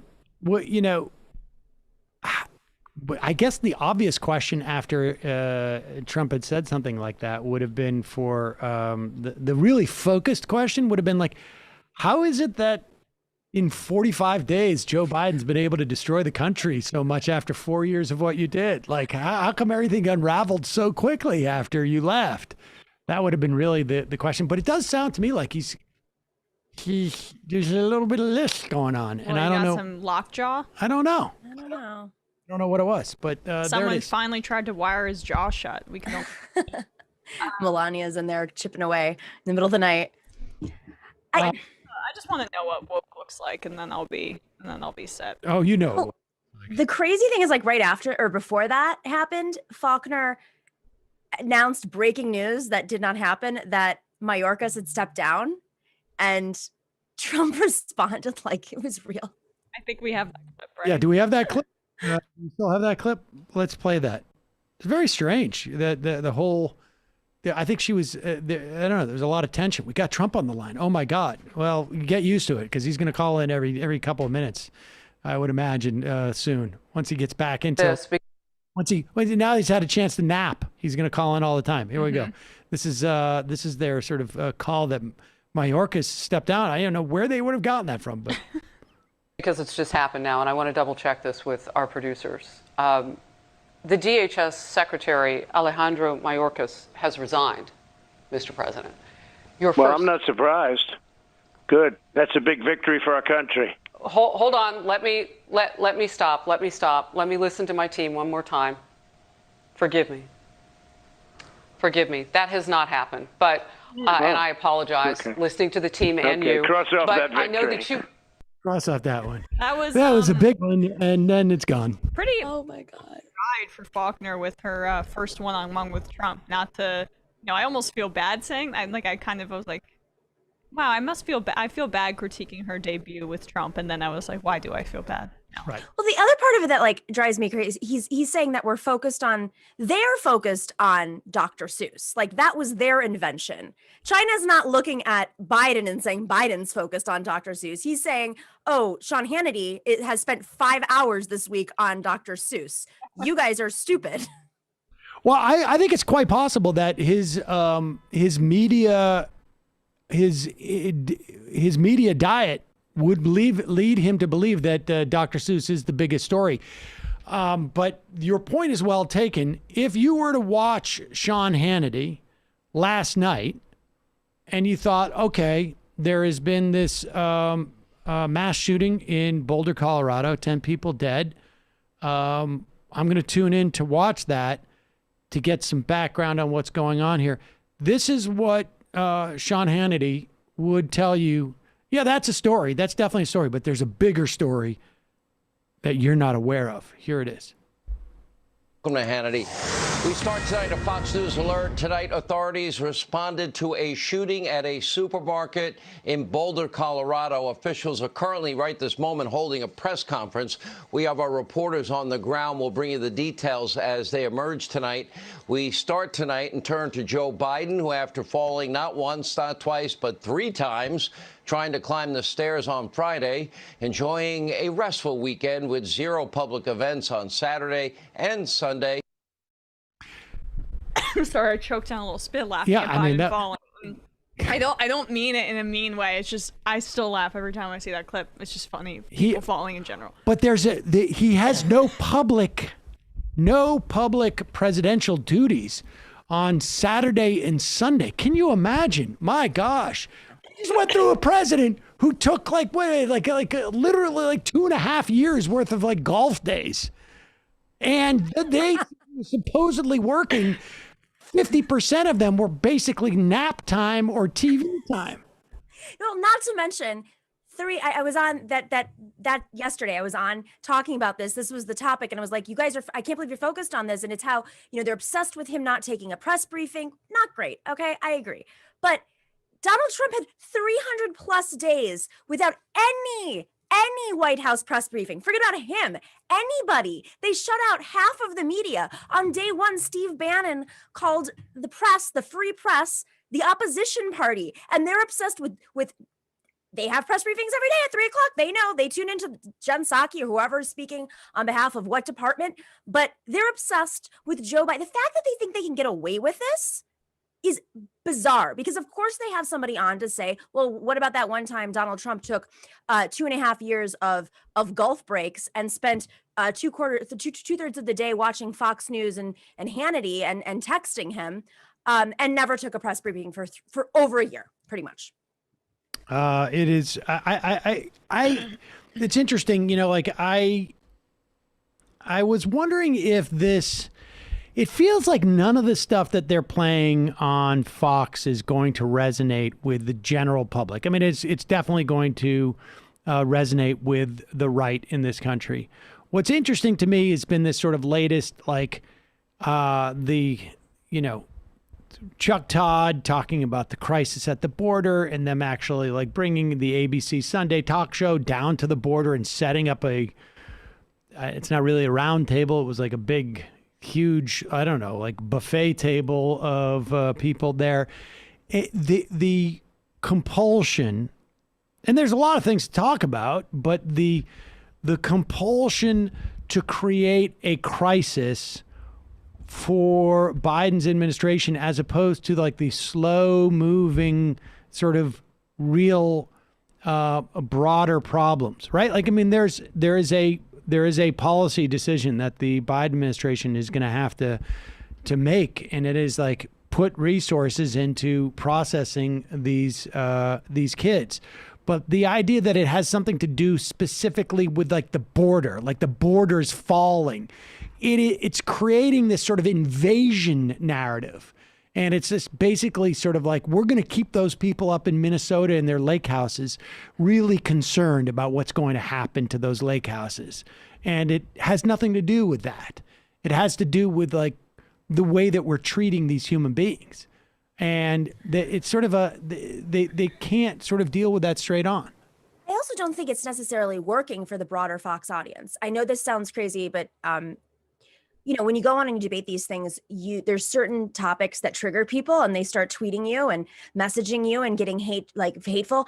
I actually got more responses from people saying, yeah, we should actually have a process for them to come in. I'm really curious what the polling is on this right now on the right, because it seems like there might actually be a split, and it might have been an embarrassment the way Trump dealt with refugees. I mean, these are children, these are babies. Everybody saw the photos. They even had them on Fox News. It's hard to distance yourself from a surge that was a result of very much result of the fact that he had a zero tolerance policy and people were afraid to come. And I mean, you're right. The process needs to open up. There needs to be housing. It's not like the government. I mean, the response that the Bush administration person said on air yesterday about this on Fox News was that we don't have the resources to house them, which is just BS. So if that's the direction they're going in, rather than keep building the wall, keep pushing people out, keep the humanitarian crisis going, if their response is we just don't have the money, then I think that we're actually in a good position right now to push for stronger immigration policy that is more inclusive, humanitarian, et cetera. The right is arguing that we don't have the money, as opposed to like the fundamental nature of our country is changing because we just let in 6,000 kids from Central America. Yeah, exactly. Because people see the pictures. How can your heart not break unless you're a complete sociopath, which many people in this country are still. Just quick point. I also just think it doesn't have as much teeth because Biden's not as scary to the same people that would have been scared about these immigration policies under the previous Democratic president. I think that's right. It doesn't have the sort of same, durability or stickiness in some level. Here, put up this image. Henry Cuellar, who sucks, by the way. Be that as it may, had photos apparently that he took. They allowed lawmakers to tour some of these DHS facilities on the southern border. Here's his pictures. Really disturbing. And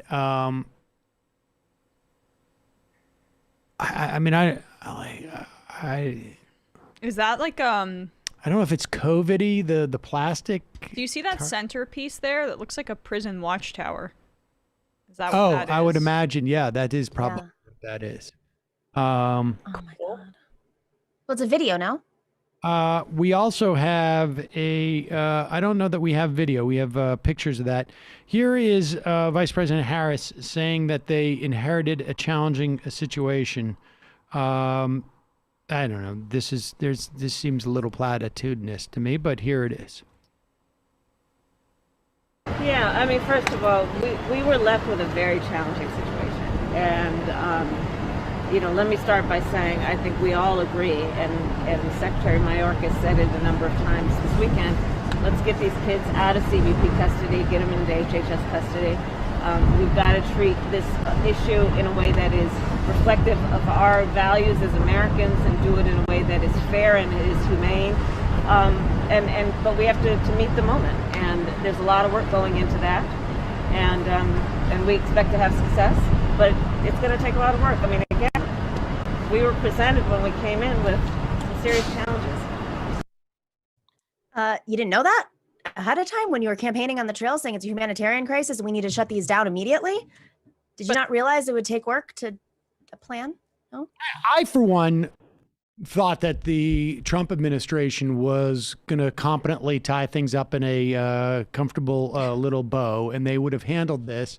I'm frankly a little surprised because for the good of the country. One of the things that we learned about the Trump administration, much as I disagree with some of their policies, they're really competent at this stuff, and they really cared about making sure that we had robust and vigorous and sustainable systems to deal with every aspect of government. But I'll keep saying this. I mean, the system is what is exploitative. The fact that the Biden administration has come in and has decided to just kind of rescind what the openly cruel policy of the Trump administration, that's what this creates, right? This kind of chaos, because there isn't an actual conversation about abolishing ICE, and there isn't an actual conversation about changing the bedrock of our immigration policy. And so you have... Well, I'm going to differ just a little bit. I'm going to play a little devil's advocate. He has presented an immigration bill to Congress. He has, I'm not saying that this is anywhere close near where it needs to be, but ICE is not allowed to deport people for, I think, for another 100 days.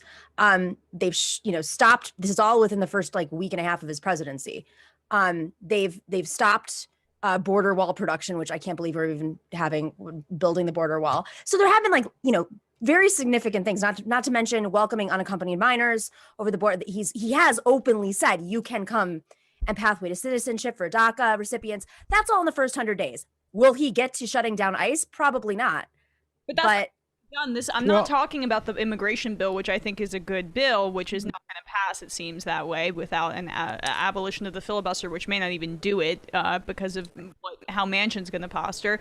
This is about the policing of the border, and that I think is an entirely separate issue. It's about the militarization of the border, and that's the kind of big picture thinking that needed to be done in order to avoid these humanitarian crises that Biden is uninterested in having that conversation, in my view, in a more systemic way. I also think, even if you don't get that sort of systemic, we know that there's a precedent where Donald Trump laid it out, really, basically, where you can reappropriate some funds in an emergency. And this looks like an emergency to me.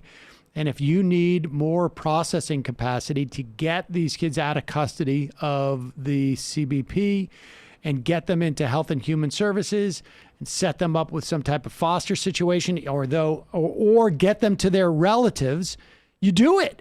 I mean, that's the thing, is that this is a resource question, period, end of story. And do you know how much money is being made now by some of these private facilities that you remember, the private, way high. It is $750 per child. Individual. Yeah.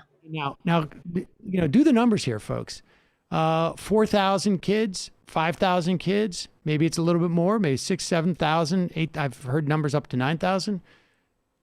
Do the numbers there. I mean, we're talking, millions of dollars over the course of a week. This is a multi-billion dollar business. And I can't remember the piece right now, but I distinctly remember interviewing people 10 years ago that the private prison industry were basically, their long-term projections were, we're going to have a problem.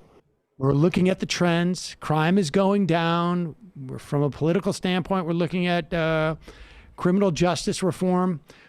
So we're moving into the immigration detention sector. I think that's Biden's reform, though, too. Maybe it was only, it's 4% of. Well, that was federal prisons, and that my understanding, I think that had happened under Obama. Back after Trump. But I'm talking about detention centers for immigration. That is still farm out. Yeah. To private contracts. Well, they should. That is a simple solution right there, a systemic solution. Cut the private contracts. Government should be able to handle this. Cut them immediately. We have the funding to create fair, just transition housing. We have the resources to do this. It's not going to happen overnight. Clearly, systems are going to have to be put in place. But, if you want to start pulling away from this, this is the biggest surge in 20 years. This is insane in terms of a surge of folks at the border. But they had to see that coming. That's what I don't understand. What they've been, the deep-rooted systemic stuff has to be addressed. The militarization at the border, which, is, if you've ever been to the border, it is shocking. There's layers of walls. There are drones. It's horrifying to see the militarization at the border. And even the communities that live at the border, if you live in Nogales, Mexico and Nogales, Arizona, they go back and forth. It's disrupted the communities and the businesses along the border as well. So you have a whole other, aspect of this in terms of border cities that have been economically ravaged because they're used to the back and forth transitions. So, there's a real reversal that needs to happen prior to Obama. Let's be clear about this too, right? I don't know that there is necessarily a surge of immigrants coming up. There's the seasonal increase, but what happened is this Rule 42, I think it is. Yeah, or Title 42. Title 42. this essentially is a shutting down of the border, ostensibly as an emergency procedure because of COVID. Trump instituted this. And what the Biden administration did, and it's probably illegal. I was about to say, it's 100% illegal under international law. Under international and statutory law in this country in terms of asylum, right? Like you have to process people. But what we've been doing is at the border, we've been just saying like, we're not processing you. We're like, you don't cross this line, period, end of story.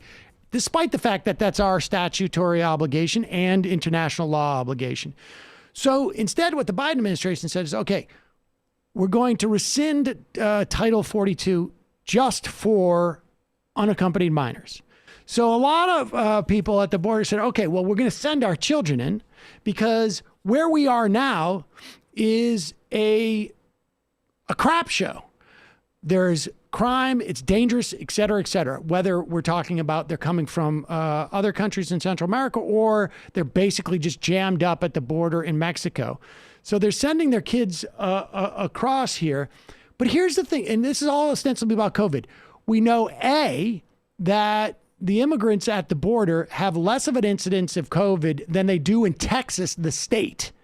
So in other words, like you let people in, you'll actually drive down the incidence of COVID because the percentage of COVID amongst these immigrants is less than it is in Texas.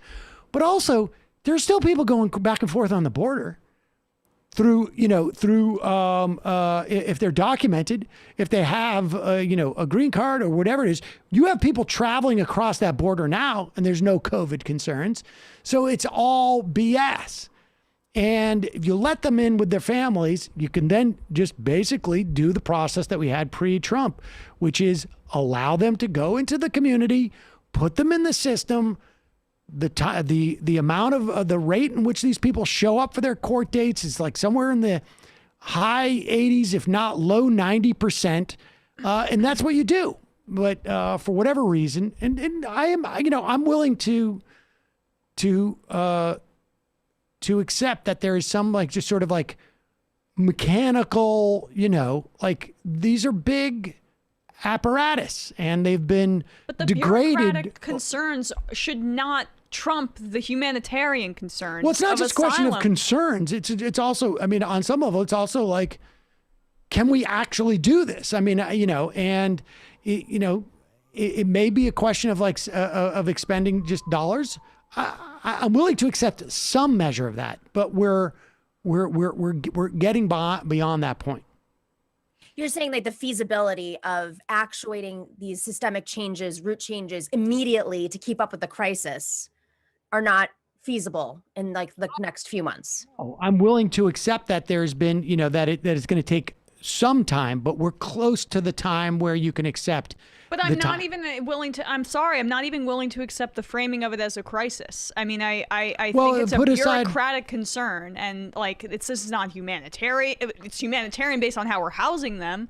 But like the entrance of migrants into this country is, in my view, not a crisis. And it's largely manufactured by a media that is interested in giving right-wing talking points that are based in xenophobia more credence than they deserve. That's just my view. Well, I think the crisis is the fact that you have unaccompanied minors who are alone and babies who've been separated from their parents. And when Biden says it's not a crisis, stop calling it a crisis. I'm from the perspective of as long as you have kids who are underage stuck at these borders, with horrifying. We've read the stories, horrifying accounts of what have happened, and some who will never, ever, ever see their parents because it is almost impossible to find them at this point because they have been, sent back in dangerous situations with coyotes that are already, predatory. I mean, these are situations in which people don't. I mean, the fact that Biden says stay home. What? So the cartel can kill me? Stay home so that like my family these are the stories of so many people that are coming from Central America right now. And then Mexico is playing games like we won't house them unless you give us vaccines. Like this is a diplomacy issue as well. And it's really gotten to the point where I think Americans are, it's not a crisis. I think it is a crisis. I think this is a unique situation, even more unique than the late 90s when there was a large surge at the border. All right, let's go to the phones. Calling from a 478 area code. Who's this? Where are you calling from? Good afternoon, Sam. This is Jeff in Georgia. Jeff in Georgia. How are you, Jeff? What's on your mind? Hey, man, I'm doing great. It's great to talk to you. Thanks for having me. I heard reparations come up, and so I wanted to talk a little bit about something that even though I'm pretty well read in terms of my history, that I only recently really came to appreciate. And that is basically like, okay, the idea that reparations are one reason they're needed and just, and this is not wrong, this is all true, is that the labor and wealth of America, their labor resulted in the wealth that became, this country, both before and after slavery. And the legacy of slavery has, suppressed their wages, obviously, suppressed their ability to accumulate wealth. And so, for this reason, reparations is totally suitable. But what I never really appreciated was one of the first arguments for reparations was because it was slaves and the descendants of African slaves who saved this country, who saved this union. I'm actually convinced now that even with all its advantages, there is no way that the Union Army would have conquered the South since they had only had to fight a defensive engagement without the help of freed slaves running away from the plantation, and many of them offering their services to the Union Army, regardless of what those Union generals thought about that. And their inability to return those slaves to the plantation, and those slaves' ability to withhold their labor and fight that war, is what saved this country, is literally what makes it what it is today. There would be no United States of America. Not figuratively, even, literally, materially, on the ground, I'm convinced, without the valor and sacrifice of those people and their descendants. And I'm not sure that most people really think about it quite like that, Yeah, I mean, I don't think that is that narrow sort of perspective just on the war itself, the material consequences of freed slaves in the context of the war itself. You rarely hear people discuss. I mean, I think maybe some historians are probably quibble with me, I guess, and that's fine. I've always been a better preacher than a scholar, you might say. But I mean, Du Bois was convinced, certainly. And he was a smart man, and he certainly has his followers. I'm also not much of a military history guy. I'm not really interested. I don't care. But I really do think that regardless of whether it's true or not, who really did believe that it was true was the people of the United States of America after the Civil War themselves, white and black. This was basically an accepted fact for many, many years during Reconstruction in the North, that part of the reason we had to do this as a country and we had to sustain the will, and we did for a while, was because we owed these people our asses, literally.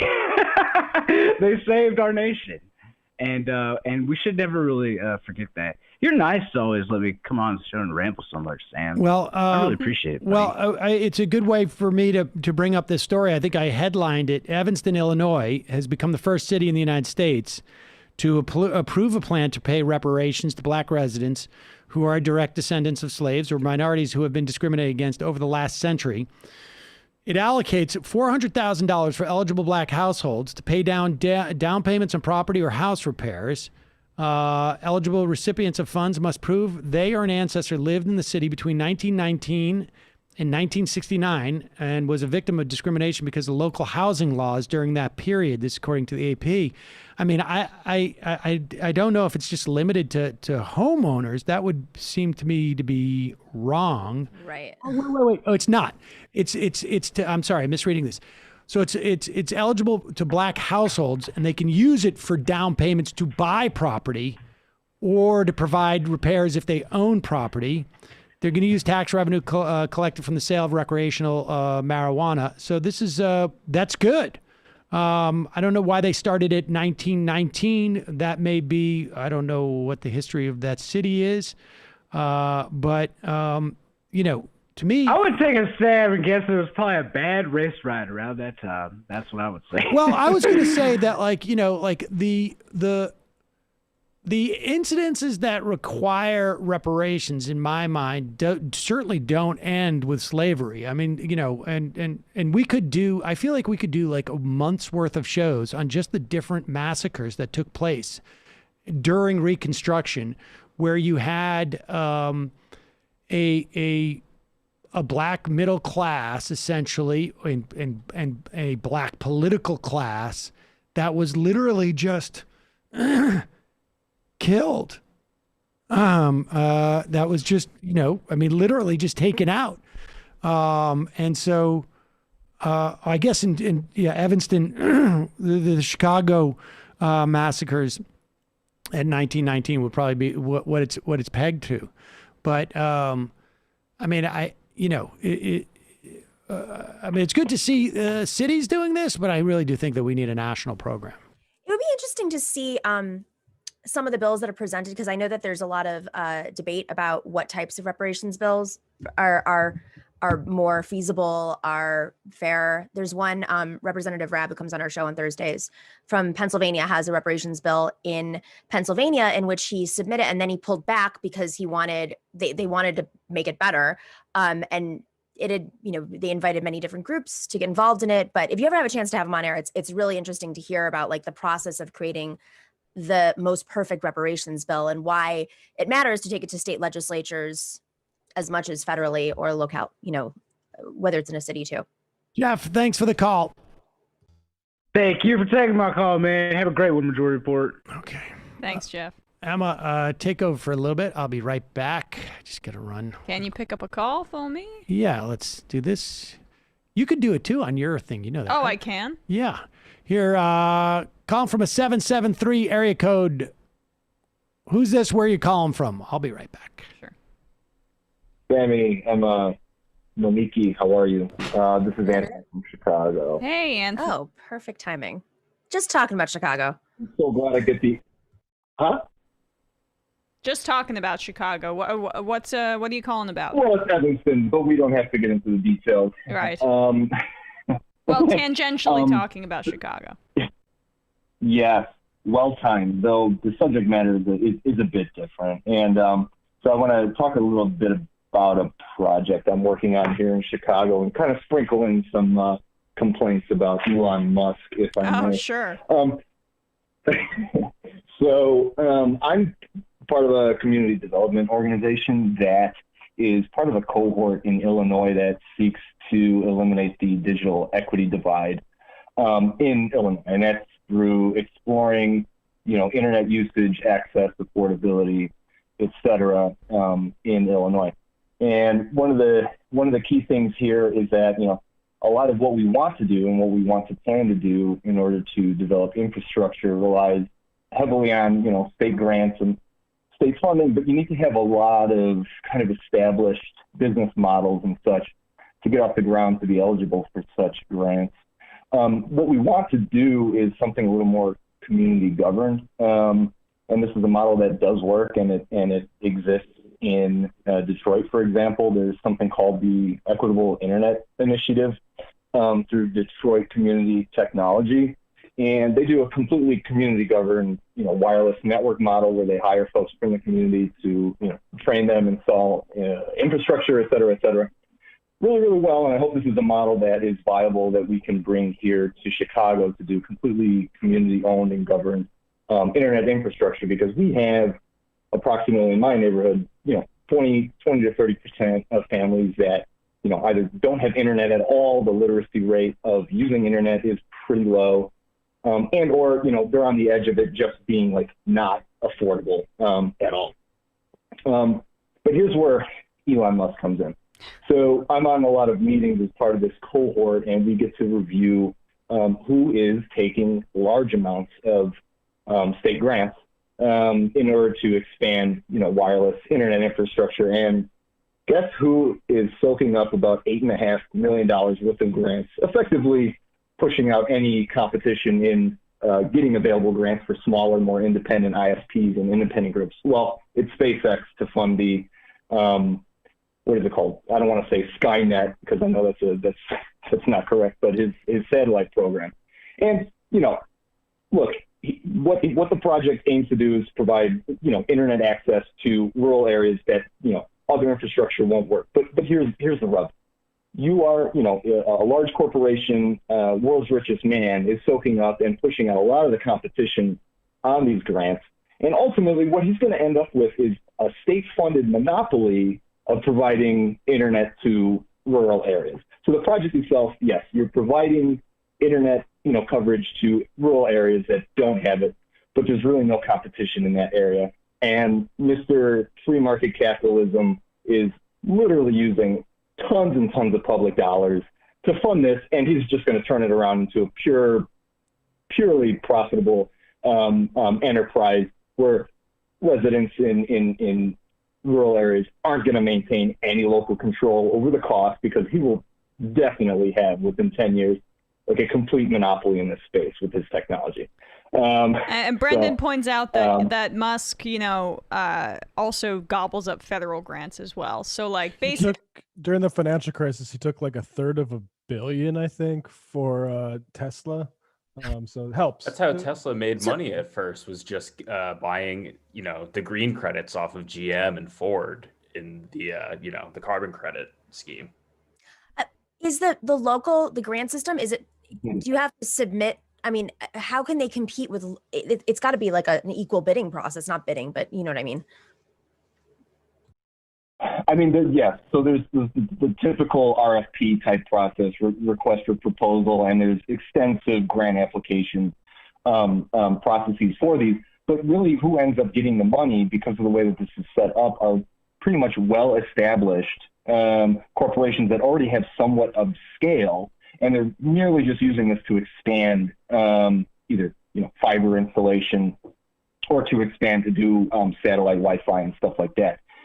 So the way that it's set up really limits who can get access to those dollars, because a community like mine, I'm on an all-volunteer board. Yeah, we don't have an established model, but we are trying to work with other communities who have established models, limited resources in terms of ISPs that are out there, but there's really no way to build this from the ground up and start to scale this in an easy way when you have a lot of the large folks that are already soaking up what little resources are out there for this. But it's this is something that I am going to work very hard to expand in Chicago. Like I said, my community doesn't have the lowest amount of internet inaccessibility, but there are certainly other neighborhoods in Chicago that you're going to see percentages that are much higher, and especially with median incomes that are very low. And the model that I talked about, it's either free to the point of service for tenants, like the landlord covers the cost, and they agree to not pass it off in rent. So it's either free or it's about $20, right, to do this. And the good thing about it is the neighborhood maintains control. They decide when they want to expand, where they want to expand, what the costs are going to be. It's in the Marxist sense, like this is, small democracy, at a city level for a necessary utility, which is, internet access. So. Sorry, Sam just came back. That's why you got the silence. There we go. I missed part of that, but if I understand what you're talking about is broadband expansion. Yeah, Elon Musk basically gobbling up all of the grants, and will eventually have some sort of monopoly in Chicago. Not in Chicago. I would say in the rural areas. Sorry, in Illinois. Right. Yeah. Supposedly, or just any rural area for that matter. Supposedly, at this point, it's very early to tell, but supposedly in this big infrastructure bill, there's a big chunk that is dedicated to rural broadband. But who gets those contracts is the question. Right. Yeah.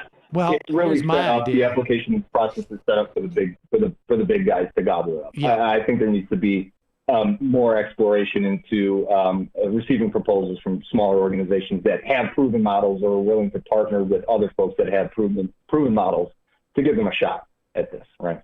Yeah, I'd say we just nationalize the whole thing. Agreed. Here's a fee for your thank you for putting the cable down. Bye-bye. And, 10, 15 years out, we just Exactly. we've made our money back off of what we paid. Give them a nice sort of like severance package and appreciate the time. And bye-bye. Saw what happened with the power system. Jamal Bowman introduced a broadband justice bill. I'm not exactly sure the details, but that was from Jake the teacher. Anthony, thanks for the call. Appreciate it. No problem. Take it easy. Bye. Calling from a 604 area code. Who's this? Where are you calling from? Good afternoon, Emma, Nomiki, Sam. This is Matt from Vancouver, British Columbia, Canada.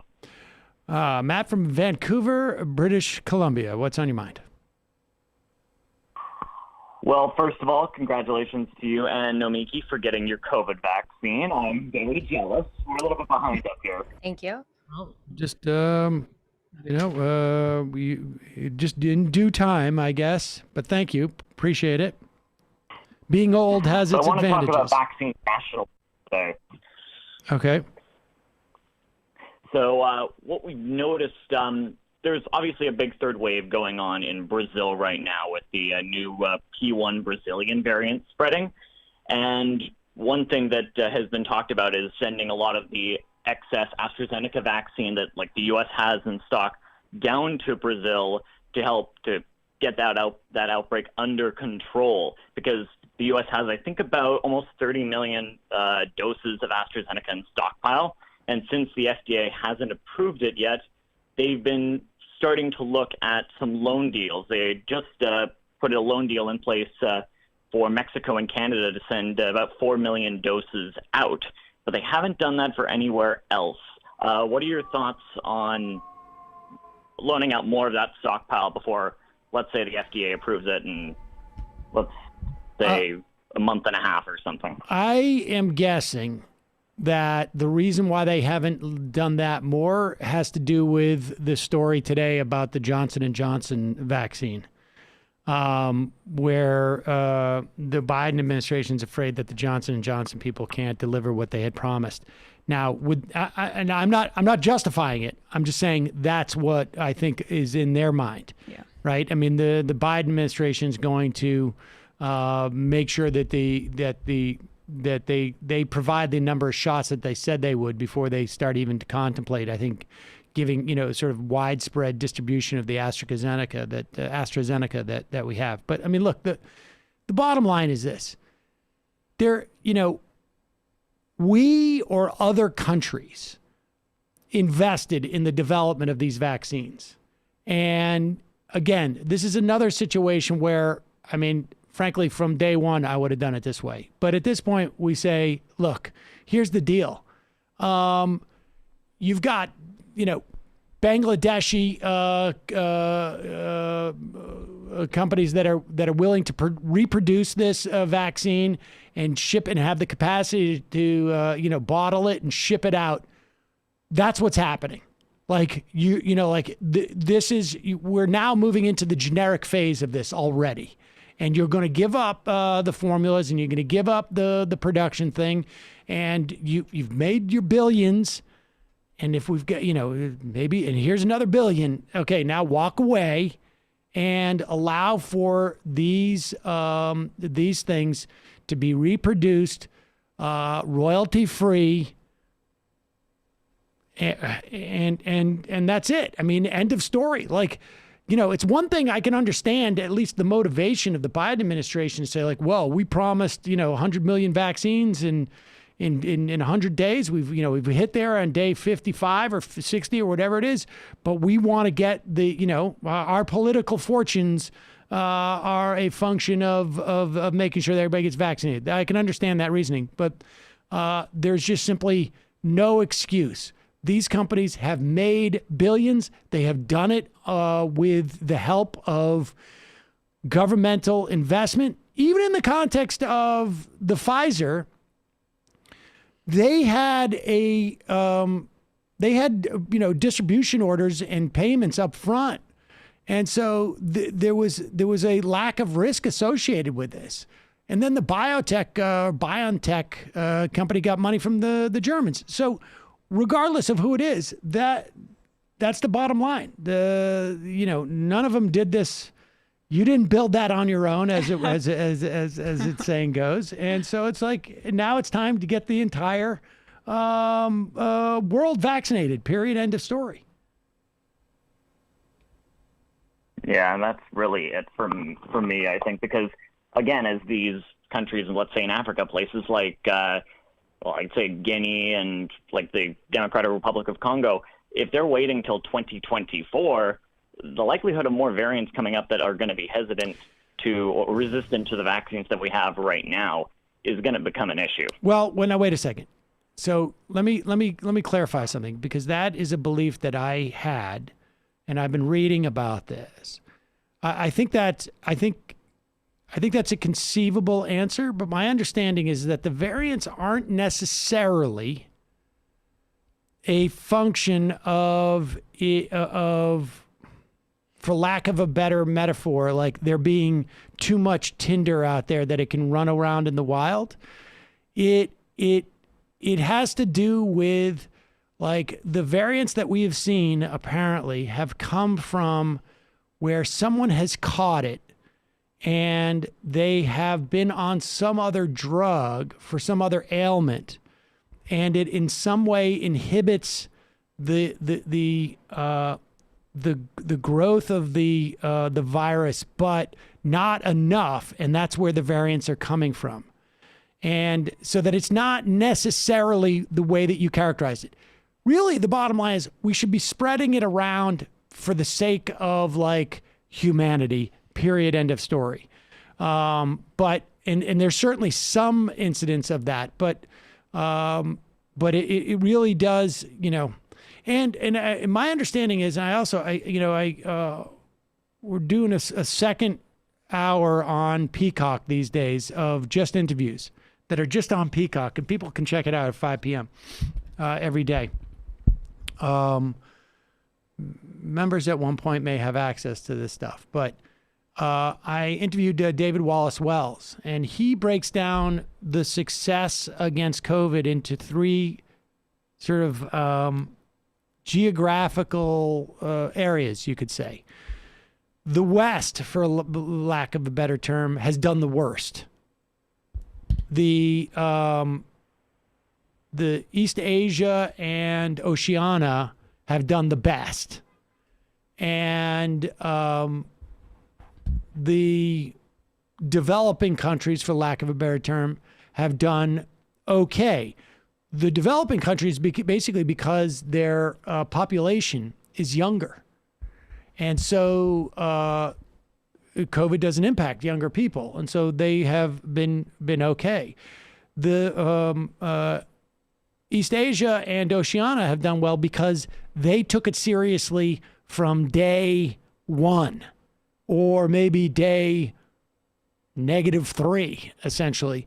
We in the West were so confident about our ability to address it in one manner or another, and our wealth, et cetera, that it was basically like, we've got the finest barn doors in the world, and we can actually shut them after the cows have left the barn and are in the pasture, and it just doesn't work that way. There's also like a relationship with countries with a higher level of quote unquote democracy versus more authoritarian or closed off countries that have been able to just institute massive, education campaigns. Listen, pandemic experience too, I would say. It's pandemic experience. I don't think that is. Pandemic, yeah. I mean, the Chinese had never done anything like they had did with what do you call it? SARS, the original SARS, bird flu. The city they shut down. Oh, Wuhan. Wuhan. They'd never done anything like that before, and it was, and a lot of this I think has to do with just like sort of, they just moved immediately. Yeah, but I'm saying our political system, the divides between the free market Republicans and the same thing in the UK, for instance, the divides between the pseudo-silence populist, whatever you want to call them, the Trumpian types, And that's what created these divisions. I mean, why is it a state like Arizona has the best vaccine distribution, but the worst COVID response? Well, I mean, that's true within the context of the states, but like Germany, for instance, theoretically, right? I mean, they have, we were just all late. We were just late. I mean, maybe that's part of the reason. Maybe that's part of the reason is that there's like, but I don't know. I don't know. The information was out there. It's not that Trump chose not to process the information for 3 or 4 months. And I'm sure, this same thing the EU was ahead of. I mean, look, France was shut down before we had it was announced that there was a global pandemic. They were shut down 2 months prior. The Louvre was shut down. I mean, this was like in January. I mean, apparently they needed to do it in December. Calling from 5 area code. 845. Gotta be quick. Yeah. Hello? Hello? Oh. Yeah, okay, I'm sorry. I didn't know that you were talking to me. Yeah, so I wanted to bring up the $15 wage. What's your name? Where you come from? I'm sorry. David from the Hudson Valley. David from Hudson Valley. What's on your mind? The $15 wage debate. I was just curious because I've heard a couple weeks ago, it wasn't you, but the other guys were talking about, what do you do when $15 doesn't keep up with inflation? And I'm curious why nobody ever talks about revenue sharing as a way around that. Like, why is it focus on the $15 wage hike instead of like revenue sharing, which would probably be a way around that and be I don't know, just a better way to adequately pay workers. Well, first off, let me just say my understanding is the bill that the bill that's on the that was whether it was Biden's or Sanders' proposal pegs it to inflation after raising it. But your question is like, why don't we have a proposal to do revenue share? On some level, correct. I mean, it's not a new idea. No, it's not a new idea, but there was Warren and Sanders introduced an amendment, I guess, or they had raised a bill in a committee hearing about inequality, where if your CEO pay exceeds a certain multiple of your workers' pay, then you're subject to a tax. And on that was some like level, last week or something like that, yeah. And on some level, that's what that is, right? It's basically saying whatever your it is essentially, it's not pegging it to your profits, but it's basically saying that you cannot have like a C-suite making so much more money than your workers, and so they must share proportionately in the revenue that you're making, or you're subject to a tax. I mean, they introduced it, I think, for that very reason. Well, I just think it's a better sale. I mean, like every single talking point against the $15 wage, or almost, I should say, gets batted down by this revenue. For instance, it's gonna cater small businesses is one of the arguments against the $15 minimum wage hike. Well, if it's based on revenue, that can't happen. Plus, you can also make an exception for small businesses if you really wanted to. 50 employees, 25 employees, 100 employees, whatever they wanted to do. But you could do that for the $15 minimum wage. I think the challenge would be for small businesses is probably, you'd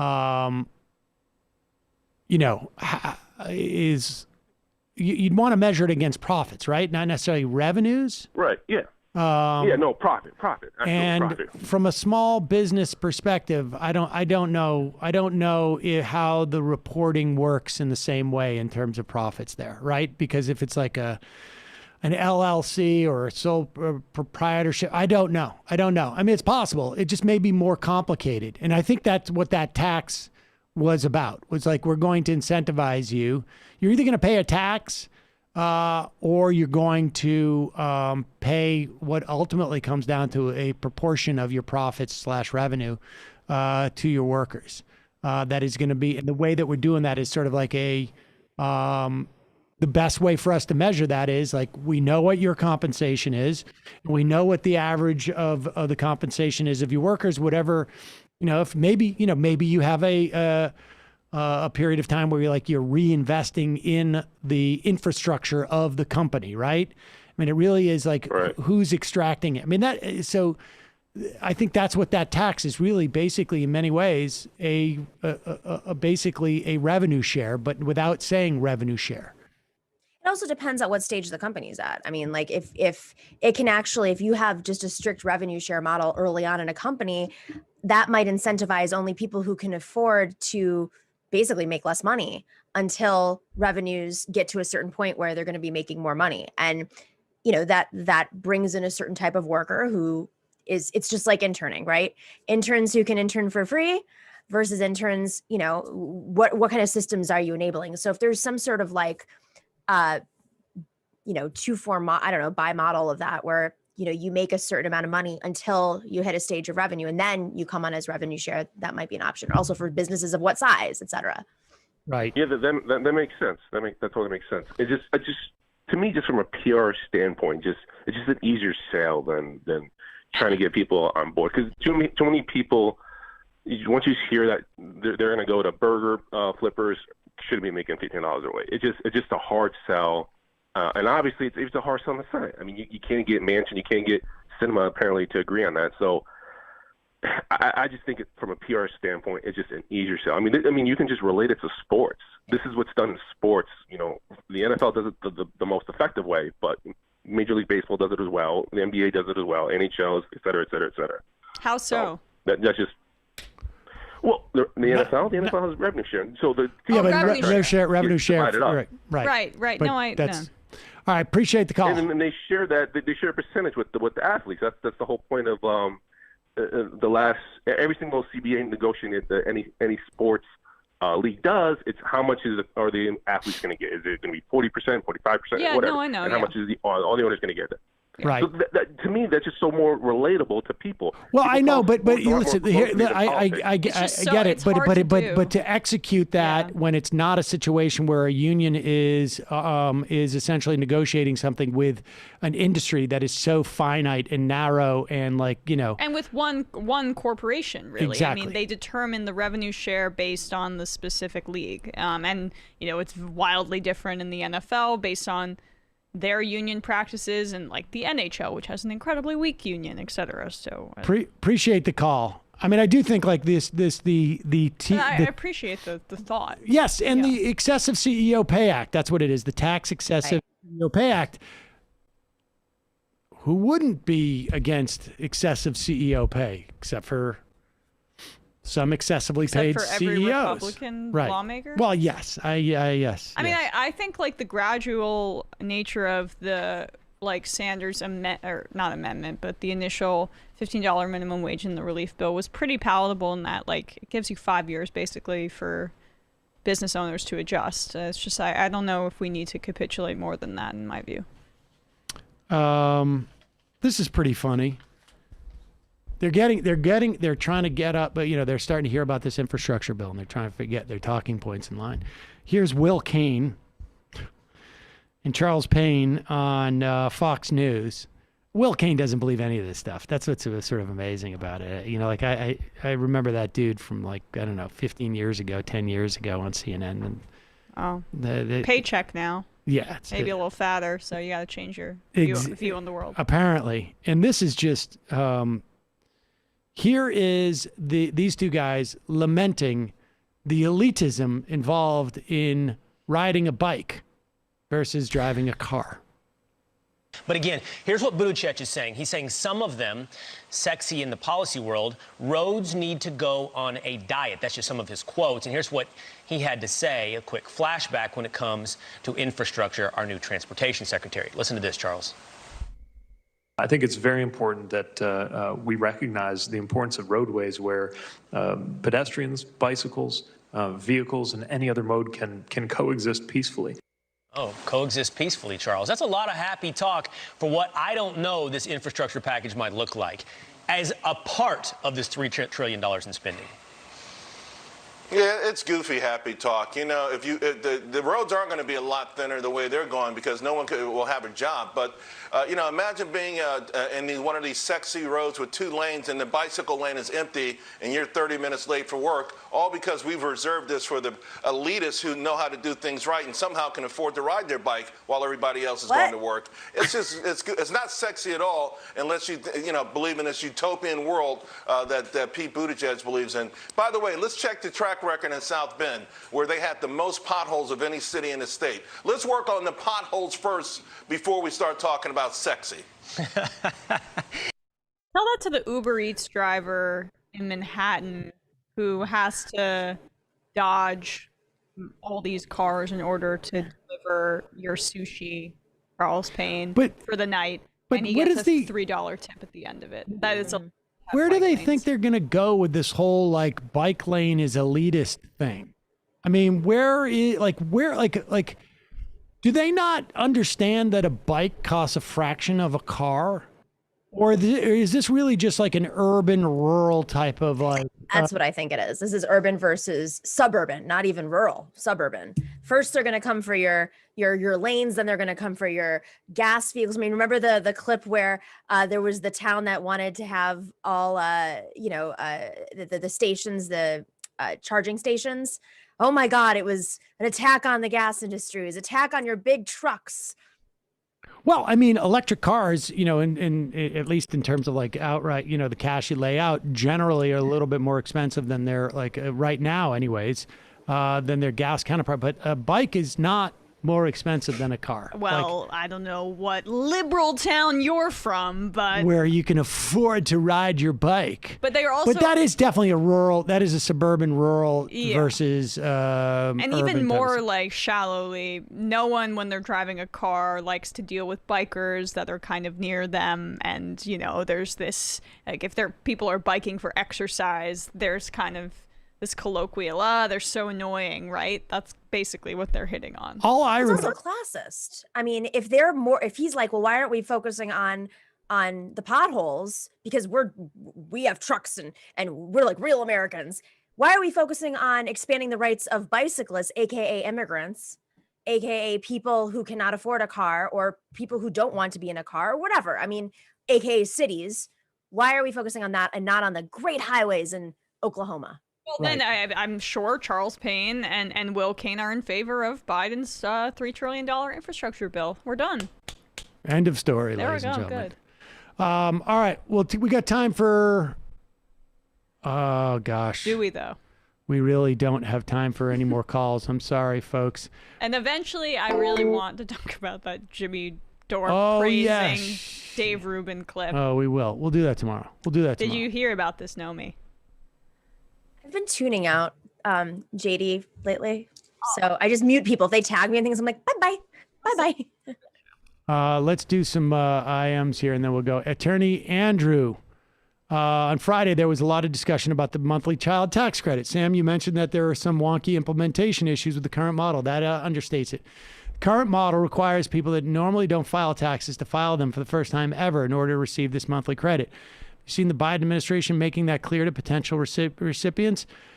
My understanding is that there actually is some money on a community basis to make people aware of that. But like I say, I tend to think that the Social Security Administration would have been a better place to do that. But also, the model requires predicting income for the credit. If you miscalculate and underreport your income, you could end up owing your $300 per child come tax season.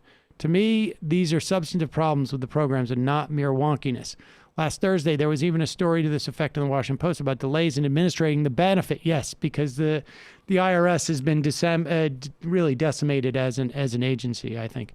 Basically, the policy was designed similar to the marketplace plans in the ACA and appears to have a very similar rollout in its future. I do think there's a problem. I mean, I like I say, I think it would have been better to administer it through the Social Security Administration, but different people have different opinions on that. But no one told God to bless me, by the way, just now. Oh, God bless you. Sorry. God bless you. Thank God. I mean, that's Jesus Christ. The last I am of the day. Can you get Scott Crow on to talk about mutual aid in natural disasters? Scott Crow. Send us an email at majorityreporters@gmail.com. East Dakota. Sam, you pathetic, overgrown weevil. How about getting Cornell West? I think that's what you meant, not Cornell West, on the show. I love y'all's analysis, but the show could use a little love and style instead of being white as fuck and square as fuck all of the time. Say this with due respect, of course. I mean, it's not the first time I've heard that criticism. King of all IMers. Sam, what do you think of Mark Maron naming his new kitten after you? I thought that was very nice. Militant apathy. Wait, what? Did he? Militant apathy. Europe and America pissed off far Haiti since the French got their asses handed to them in the 1800s. Exactly what he said. Germaclean. The Haiti situation is infuriating. The world watches a country enslaved for resisting slavery. Chris Burdick, if you have Jemima back, she's going to have to spell out her name phonetically on the screen the way you do with Nomiki does. I think it's pretty easy to remember once she corrected. Yeah, I got it right. Chardonnay Socialist. Sam, in all seriousness, we love your diction. Thank you. Illuminati. Oh, excuse me. Illuminati kids, the show wouldn't be the same without Sam's small diction energy. Yes, no, I appreciate it. Oh my God. Can't slow down. Put that on a mug. Laugh my ass off, Emma. The NHL has guaranteed contracts. Dab one. I meant to say NBA has the stronger union compared to the NHL, and they have a terrible free agency system. So yes, it is a weak union. Shoot, I don't have it ready. Dab one, no sound on the live feed and the MR app. Mike, do you know anything about Matt Gaetz and his son? No. Hello, Sam Tushy. Sam, I love your diction. Also, I love Mindy, but her husband should not try to adopt Emma. I would probably agree with that. Minnie Apple, what's happening with the New York mayoral race? Any big developments? Other than Andrew slamming teachers' unions? Nomi, what do we got? People are in the middle of petitioning. Just while we've been on the phone, I think Eric Adams just submitted 20,000 petitions. So we'll be knowing who is getting on the ballot pretty soon.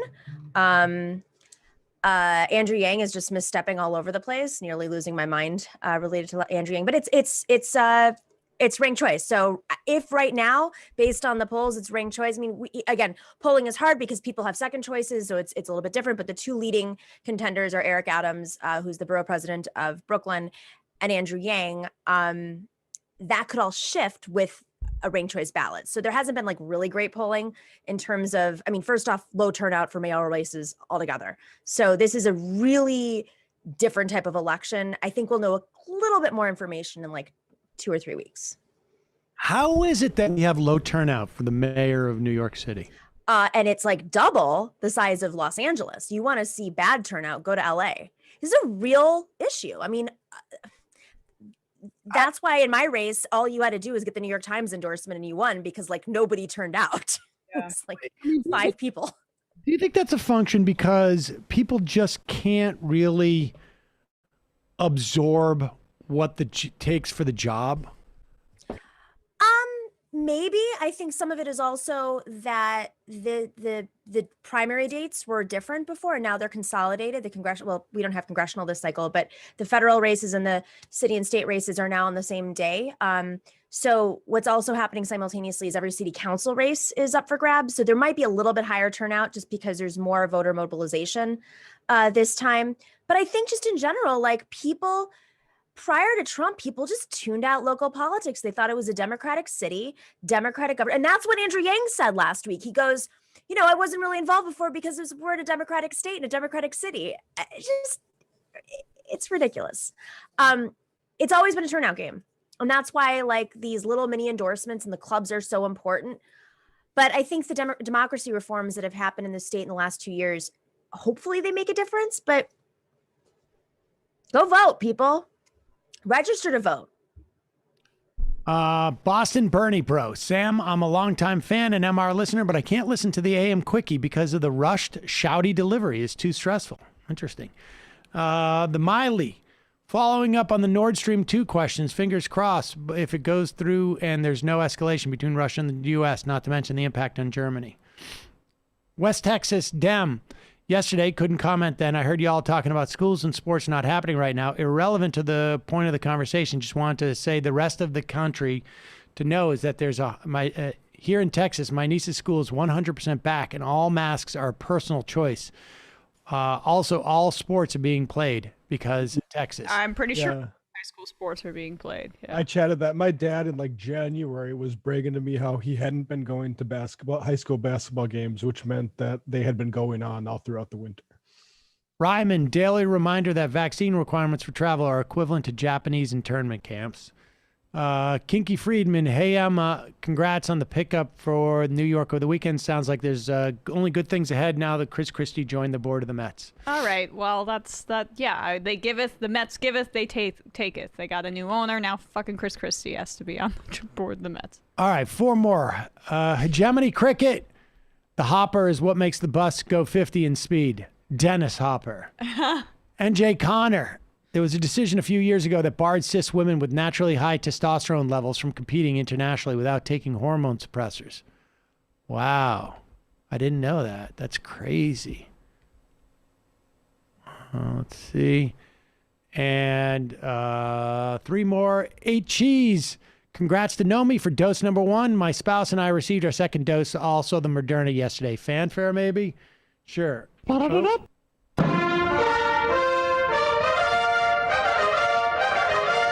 Tom Huppman, Trump definitely sounds like he's got some sort of techno dust induced lockjaw. Good catch, Emma. Fierce Delity, definitely take a look at the Colfax massacre where there's literally still a statue to commemorate the heroes who fought for white supremacy. No joke. And the final IM of the day.